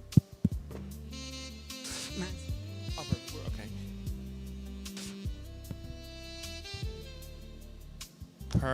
Perfect. We're going to ask all of our candidates, if you're a candidate, if you'll stand by, we're going to get a photo of all of our candidates at the end. So once again, all of our candidates and incumbents, if you could stand by, we're going to get a group photo of all the candidates and incumbents at the end of the Senate portion here. All right, welcome back. We are now moving into the state Senate race, and we turn our attention to the Georgia State Senate candidates for Districts 42 and 43. Georgia Senate, part of the legislative branch, passes state laws, sets the annual budget, and confirms gubernatorial appointments. composed of 56 elected members. It operates during a 40-day annual session to represent constituents and address public policy issues. Tonight, we are joined by the following candidates for Georgia State Senate for Districts 42 and 43. We have Senate District 42, we have Brett Dunn and Eric W. Lee Sr. And for Senate District 43, we have incumbent Democrat Tanya Anderson and challenger Democrat Sharon Henderson. One note on Senate District 43, Donald Ferguson, a Democrat, had a scheduling conflict and is unable to attend. So we'll now begin with the 2-minute opening statements from each candidate in the order that we've called them, so you'll just move straight down the line here. Timekeepers, please begin when I call each candidate's name. So we'll start with Republican Brett Dunn. Well, ladies and gentlemen, it is an honor to be here with you this evening. I was telling Pastor Lee earlier tonight that the last time that I was on this stage was about 13 years ago when I walked across this stage and graduated from Alcovey High School. So it is very nice to be back. I am a Christian, I'm a husband, and I'm a dad to a 9.5-month-old little boy who kept me up a lot last night because he was teething. And my wonderful wife, Kennedy, is probably watching this right now, and she sees that it is 21 minutes after 8 o'clock, which I was now 21 minutes late getting home, or I should be home right now, rather. But ladies and gentlemen, I was honored to serve this country in the United States Marine Corps, and I did that. Joined the Marine Corps in 2019. I got out of the Marine Corps last year. I served as a series commander in the Marine Corps, leading drill instructors and recruits on Marine Corps Recruit Depot, Parris Island, and I also served as a defense counsel representing Marines at court-martial and admin separation boards, BOIs, this, that, and the other. I will tell you that leadership is incredibly important. Leadership does not draw distinctions based on what you look like. Leadership does not draw distinctions based on what party you identify with. Leadership is about caring about people. And that is the business that I am in. And that is why I am running to be the next state senator in District 42. And I'm honored to share the stage with some wonderful people tonight. So thank you for having me. Thank you very much. Pastor Eric Lee, Democrat for Senate District 42. On the first day of 1999, I was 27 years old. I was unemployed. I was living with my parents. I was married to an amazing woman who gave birth to a 2-month-old child. We had a 2-month-old child on the first day of 1999. By the end of 1999, on the last day of that millennia, I was 28 years old. I was the pastor of a small family church in Newton County, and we had purchased our first home. That kind of upward mobility and transformation is not available in this generation. Today, the average first-time home buyer is 40 years old. 3 generations of my family will be voting in District 42 on November the 3rd or before. The Apostle Paul told the church at Philippi, I know what it's like to be abased, and I know what it's like to abound. I'm running because I know what it's like to prosper, and I know what it's like to not prosper. I'm running on a platform of affordability, economic development, and quality of life. I'm running for a multi-generational, multicultural, multiracial, multi-class coalition. I'm running to turn District 42 blue. And I want to encourage each of you to get out on May 19th and also on November the 3rd. I'm asking for your support to flip the 42nd District from red to blue. Thank you. We'll now move into Senate District 43 with Democratic challenger Sharon Henderson. Good afternoon. My name is Pastor Sharon Henderson. I am running for State Senate, District 43. During my time in the legislative arena as state representative, getting right to the point, I was diagnosed with breast cancer. During that time, I rang the bell cancer-free after having a limited amount of services because of my diagnosis. I was diagnosed at a stage 0. With that said, I implemented a bill, HB 937, which means that women having breast cancer, they would be able to be diagnosed early, because early detection saved lives. Early detection saved my life. This bill allows women to have a notice sent to them upon reaching age 40 to go out and get a mammogram, saving their lives. Many bills have been saving for many times during our session, but these bills are lifesavers in the healthcare arena. I didn't stop there. I authored HB 384 during my second term. HB 384 sends out a notice to men to go and get diagnosed reaching age 45 for prostate cancer. Over 8,000 men in Georgia last year was diagnosed with prostate cancer. There again, early detection is key. Early detection saves lives. Bills can get passed, but they're not always signed into law. Both of these bills were signed into law by the governor because they are life-saving bills. Not only do I do legislation, but I also believe grassroots giving back to the community. I sponsor Thanksgiving events, Christmas events, events for hurting seniors. Right now, seniors are hurting.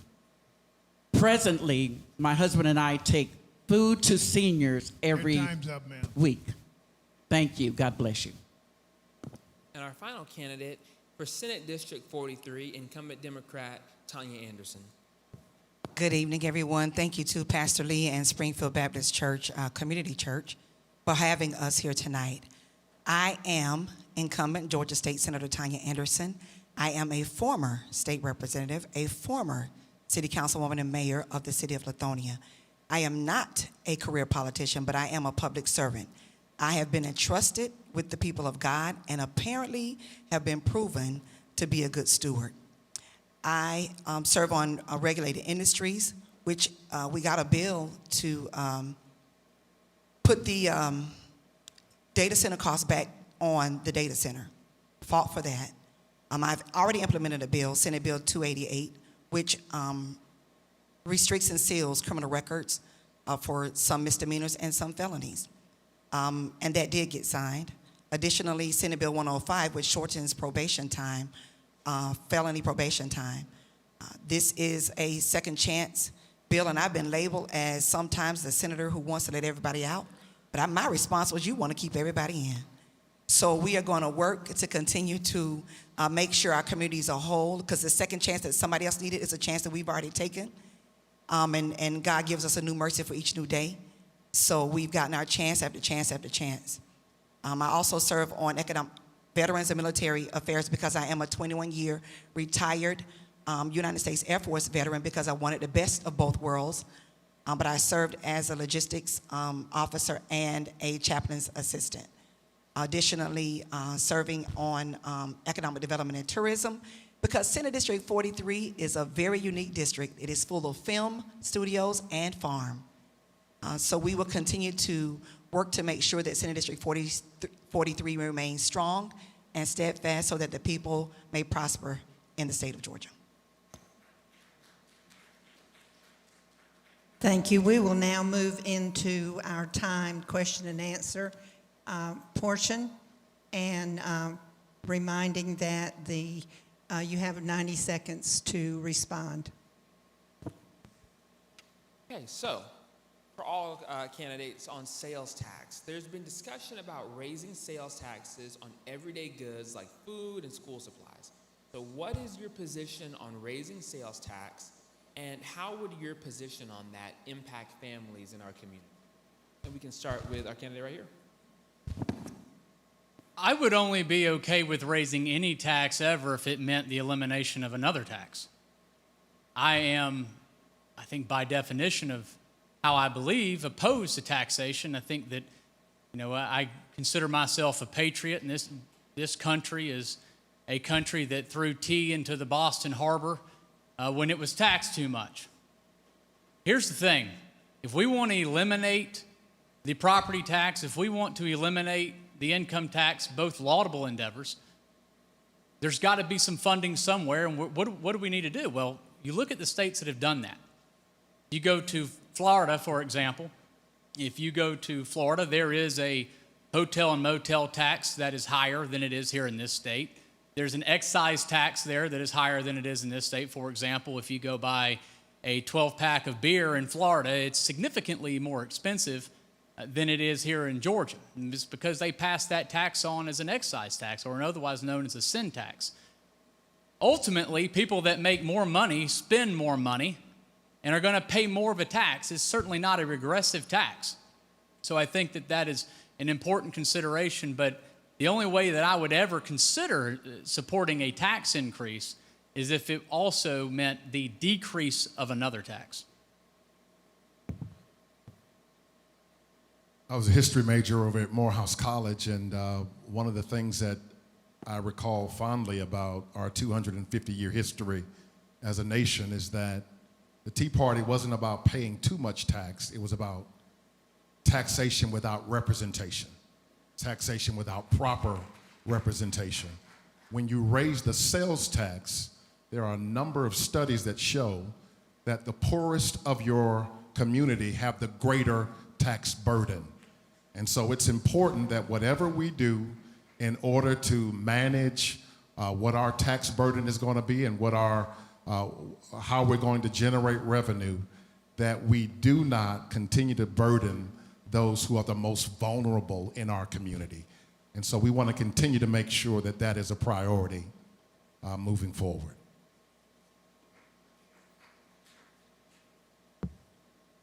During the time where inflation prices are skyrocketing, I would not even think about raising sales tax. As I foresaid, my husband and I take food to seniors bi-weekly. And raising sales tax on seniors, because I was raised by my grandmother, I really cater to older seniors, showing them love and compassion. And when we go to these senior centers to accommodate these seniors, we take food from local food stores, and when we arrive, they're pulling my husband aside saying, "Thank you all for bringing us the necessities, food, bread, milk," because people don't realize that all we have in our refrigerator is barely water and milk, which we can't afford.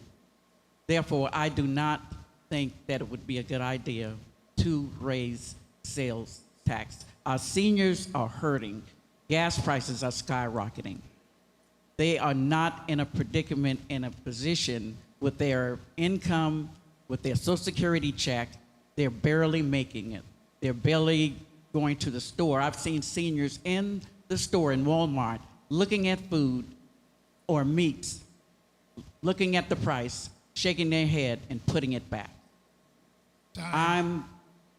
Thank you. Incumbent Senator Tanya Anderson. I fought against this bill. It's House Bill 477. This bill is not to help the middle class. Actually, it only benefits people who make a certain amount of money, almost $1,000, $943,000 to be exact, based on the calculation and data. So the average income of $2 million, that family will get $20,000 back. So who will be paying that? Definitely not them. I wouldn't agree to increasing the taxes because you may cut in one area, but it will show up in another area. You go into the grocery store, you buy in food or any toiletries, the tax that was cut on this end will show up on that end. So it's not a good balance. It's not a good bill. And so we fought against it because it's more of a facade to say that you're cutting the taxes when the transparency of it is that it does not help the middle class. All right, our next question is, there has been a debate around recent voting laws, including proposals affecting registration requirements and mail-in voting. How do you balance election security with ensuring access to the ballot for all eligible voters? Ms. Anderson, Henderson, let's talk with you. In my opinion, I believe that helping seniors, again, having their absentee ballots, being able to accommodate them to let their voices be heard, being able to allow them to vote via absentee ballot. Most of them do not have vehicles. Most of them cannot even read and write properly, but they have family members that can assist them in filling out an absentee ballot. Additionally, I believe that every single person should be able to register to vote, make your voices heard, let your voices be heard. You have a choice, and your choice matter. And along with saying that, there are several voting rights that we can change to implement, not only seniors, but everyone. But we can implement these changes by actually coming together and let our voices be heard one toward another by making our vote count. Thank you. So there were several bills introduced during this legislative session, and we all remember Senate Bill 202, which tried to criminalize people for even giving folks water and food in line while they were waiting. That absolutely gets down to funding, and counties have taken responsibility for allowing that to happen. But access to the ballot is a right, and it is. And I do know that Georgia has to protect its citizens. First of all, allowing someone from the federal level to come into our state, to a specific county, to try to find votes, count votes that weren't there, won't be there, and you can never find them. You can't make them up. You can't make the magic. It's not happening. At the end of the day, the Senate introduced a bill called the Henry McNeil Turner Voting Rights Act. That would create a voting rights commission to allow for equal access, to allow for counties to continue to have the support that they need from the state so that no one is turned away from the ballot box, and additionally to make sure that there is no witch hunt or looking for votes or looking for fraud or looking for anything that didn't happen, but that confirming that elections are safe and secure and that people have the right to vote. We did stop the paper ballot bill. We stopped the paper ballot bill, so we're still fighting to make sure that all Georgians have access to the ballot box.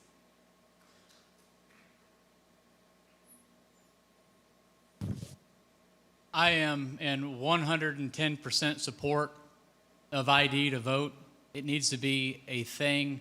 I believe across this country we need to have secure elections, period, point blank. Why? Because it is a sacred right. It is a sacred right that has been protected by the men and women who have worn this country's uniform. Blood has been spilled for that right, and it is sacred, and it must be safeguarded with everything that we have. And ladies and gentlemen, if we give that right to people who aren't in this country legally, that is a problem.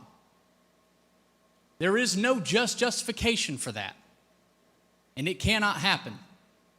I believe that you reduce fraud, which there was. You reduce fraud with paper ballots. I would 110% support that. So I believe if you need a ID to do just about anything, you need an ID to do the most precious thing that you do in our constitutional republic, and that is vote.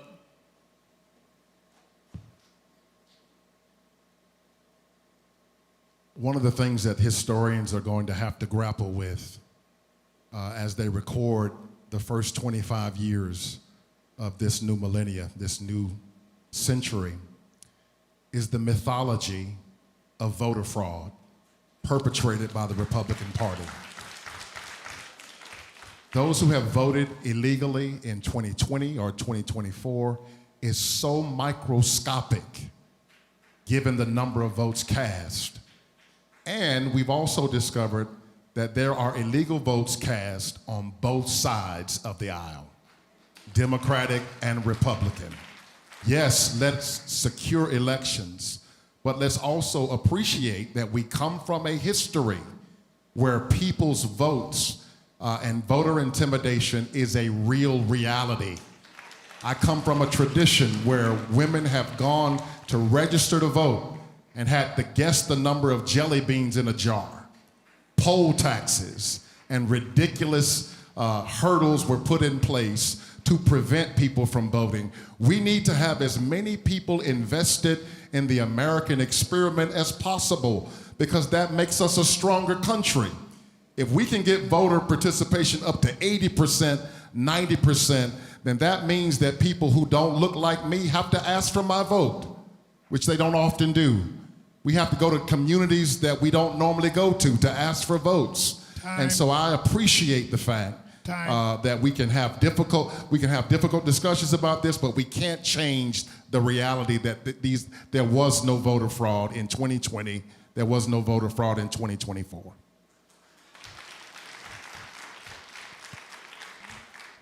Okay, we're going to move into our final questions. These will be the final two questions that we ask. We unfortunately won't have time for audience Q&A because I'm sure everyone here is quite aware of how over we are on time. So we're going to do two more questions. We're going to ask our candidates to condense their answers from 2 minutes to 1 minute and 30 seconds if possible. And I'm going to ask this question to our three Democrats on the panel. Some voters view the Democratic Party as strong on messaging but lacking on results. So what specific actions or action will you take in the state Senate to challenge that perception and deliver tangible outcomes? And we'll start with Pastor Lee and then work our way down to Senator Anderson. Sure. To repeat the question, some voters view the Democratic Party as strong on messaging but lacking on results. So what specific actions or action will you take in the state Senate to challenge that perception and deliver tangible outcomes? Certainly the question is very, very well stated. There is an apathy. There is a lack of euphoria when it comes to the Democratic Party. And I understand some of those reasons. But what we also have to keep in mind and appreciate is that no two Democrats are always alike. And sometimes the way we are demonized in the larger culture, sometimes the way we are described, and people spend billions of dollars to paint the picture of non-Christians, of people who are not conservative. There's no one on this stage, or no one who was previously on the stage, can out-Christian me. You can't out-Christ me. And too often we find ourselves having to deal with other people defining us rather than having the ability to define ourselves. And so I want to encourage each of us to learn more about each candidate, and because they have a blue or even a red behind their name, that you learn exactly what their individual and original thoughts are, because I do have original thoughts of my own, and I want to make sure that people know that.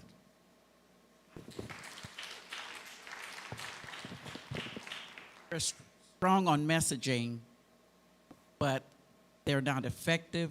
I would say that in this economy, we have several people that are hurting.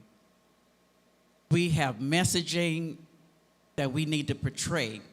And the message that I need to portray, and I would love to portray, and I'm passionate about, is special needs children.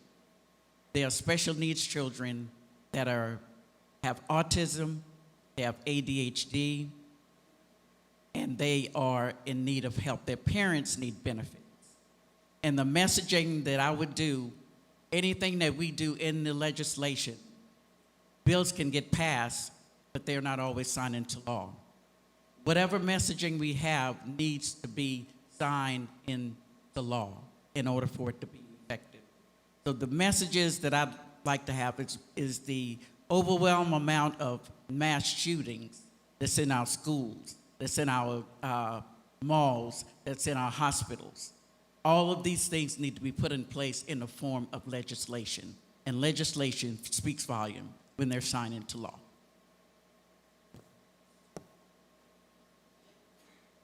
Question is, Democrats are strong on messaging and lacking in results. So we are strong in messaging because of what we believe in and what our constituents have sent us there to advocate for.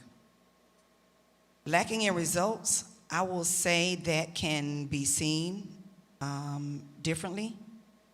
If a Democrat presents a bill, 9 times out of 10, it may not get passed, but it will get stolen by a Republican and it still get passed. Now that's the truth. And that's the truth.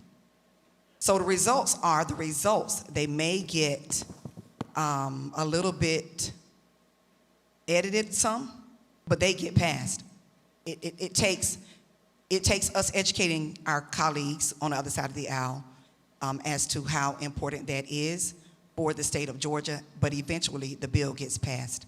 And we've had some bills this past session get passed and taken credit by the Republican Party. However, Democrat messaging is strong, and we do have results.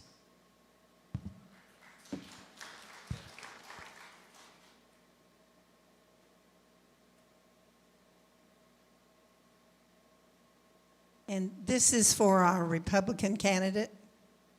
What reforms, if any, would you support to increase ethics and accountability in state government? I would support any reform that helps hold political leaders accountable.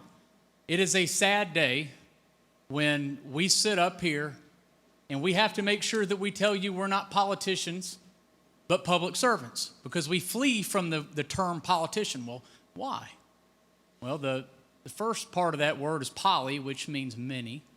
And then the second word is tick, which is a blood-sucking insect.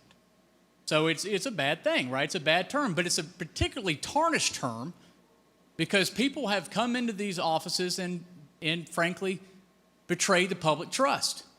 It can't happen. So when I go to event after event across District 42, and it's a sad thing when you sit there and you're like, wow, it's another politician. We have to trust the people that we send to represent us in local government and state government and at the federal level.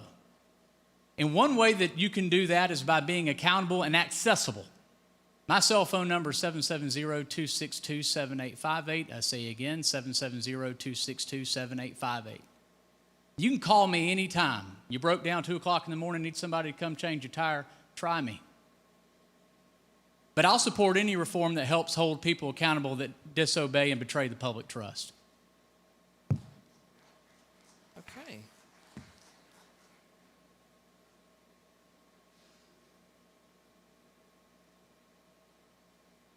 Okay, so with that said, we want to thank all of the candidates for being here this afternoon. Now we're getting into the night, so thank you for being here tonight. We appreciate you. Let's give a tremendous round of applause for all of our Georgia State Senate candidates tonight. And if you have individual questions of the candidates, we know that they would likely make themselves available to you or give you their phone number. That's a new one for me. I haven't seen that before. I want to finally just say 2 things. If we can call up Ms. Sheila D. Stinkins with the Springfield Baptist Church Social Justice Ministry. She's going to close us out. And if you're a candidate, we're not going to let you sneak out just yet. We're going to ask you to stay behind for just a little while so we can get a group photo. But I know that she will mention that in greater detail. Thank you.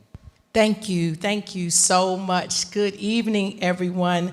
Tonight is a testimony to what happens when our community shows up, and our community showed up tonight.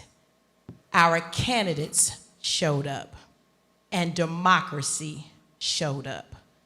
We want to thank the Springfield Baptist Church leadership for supporting this forum in this sacred space. But most importantly, thank you, the people, the voters, the community, because this forum was for you and because of you.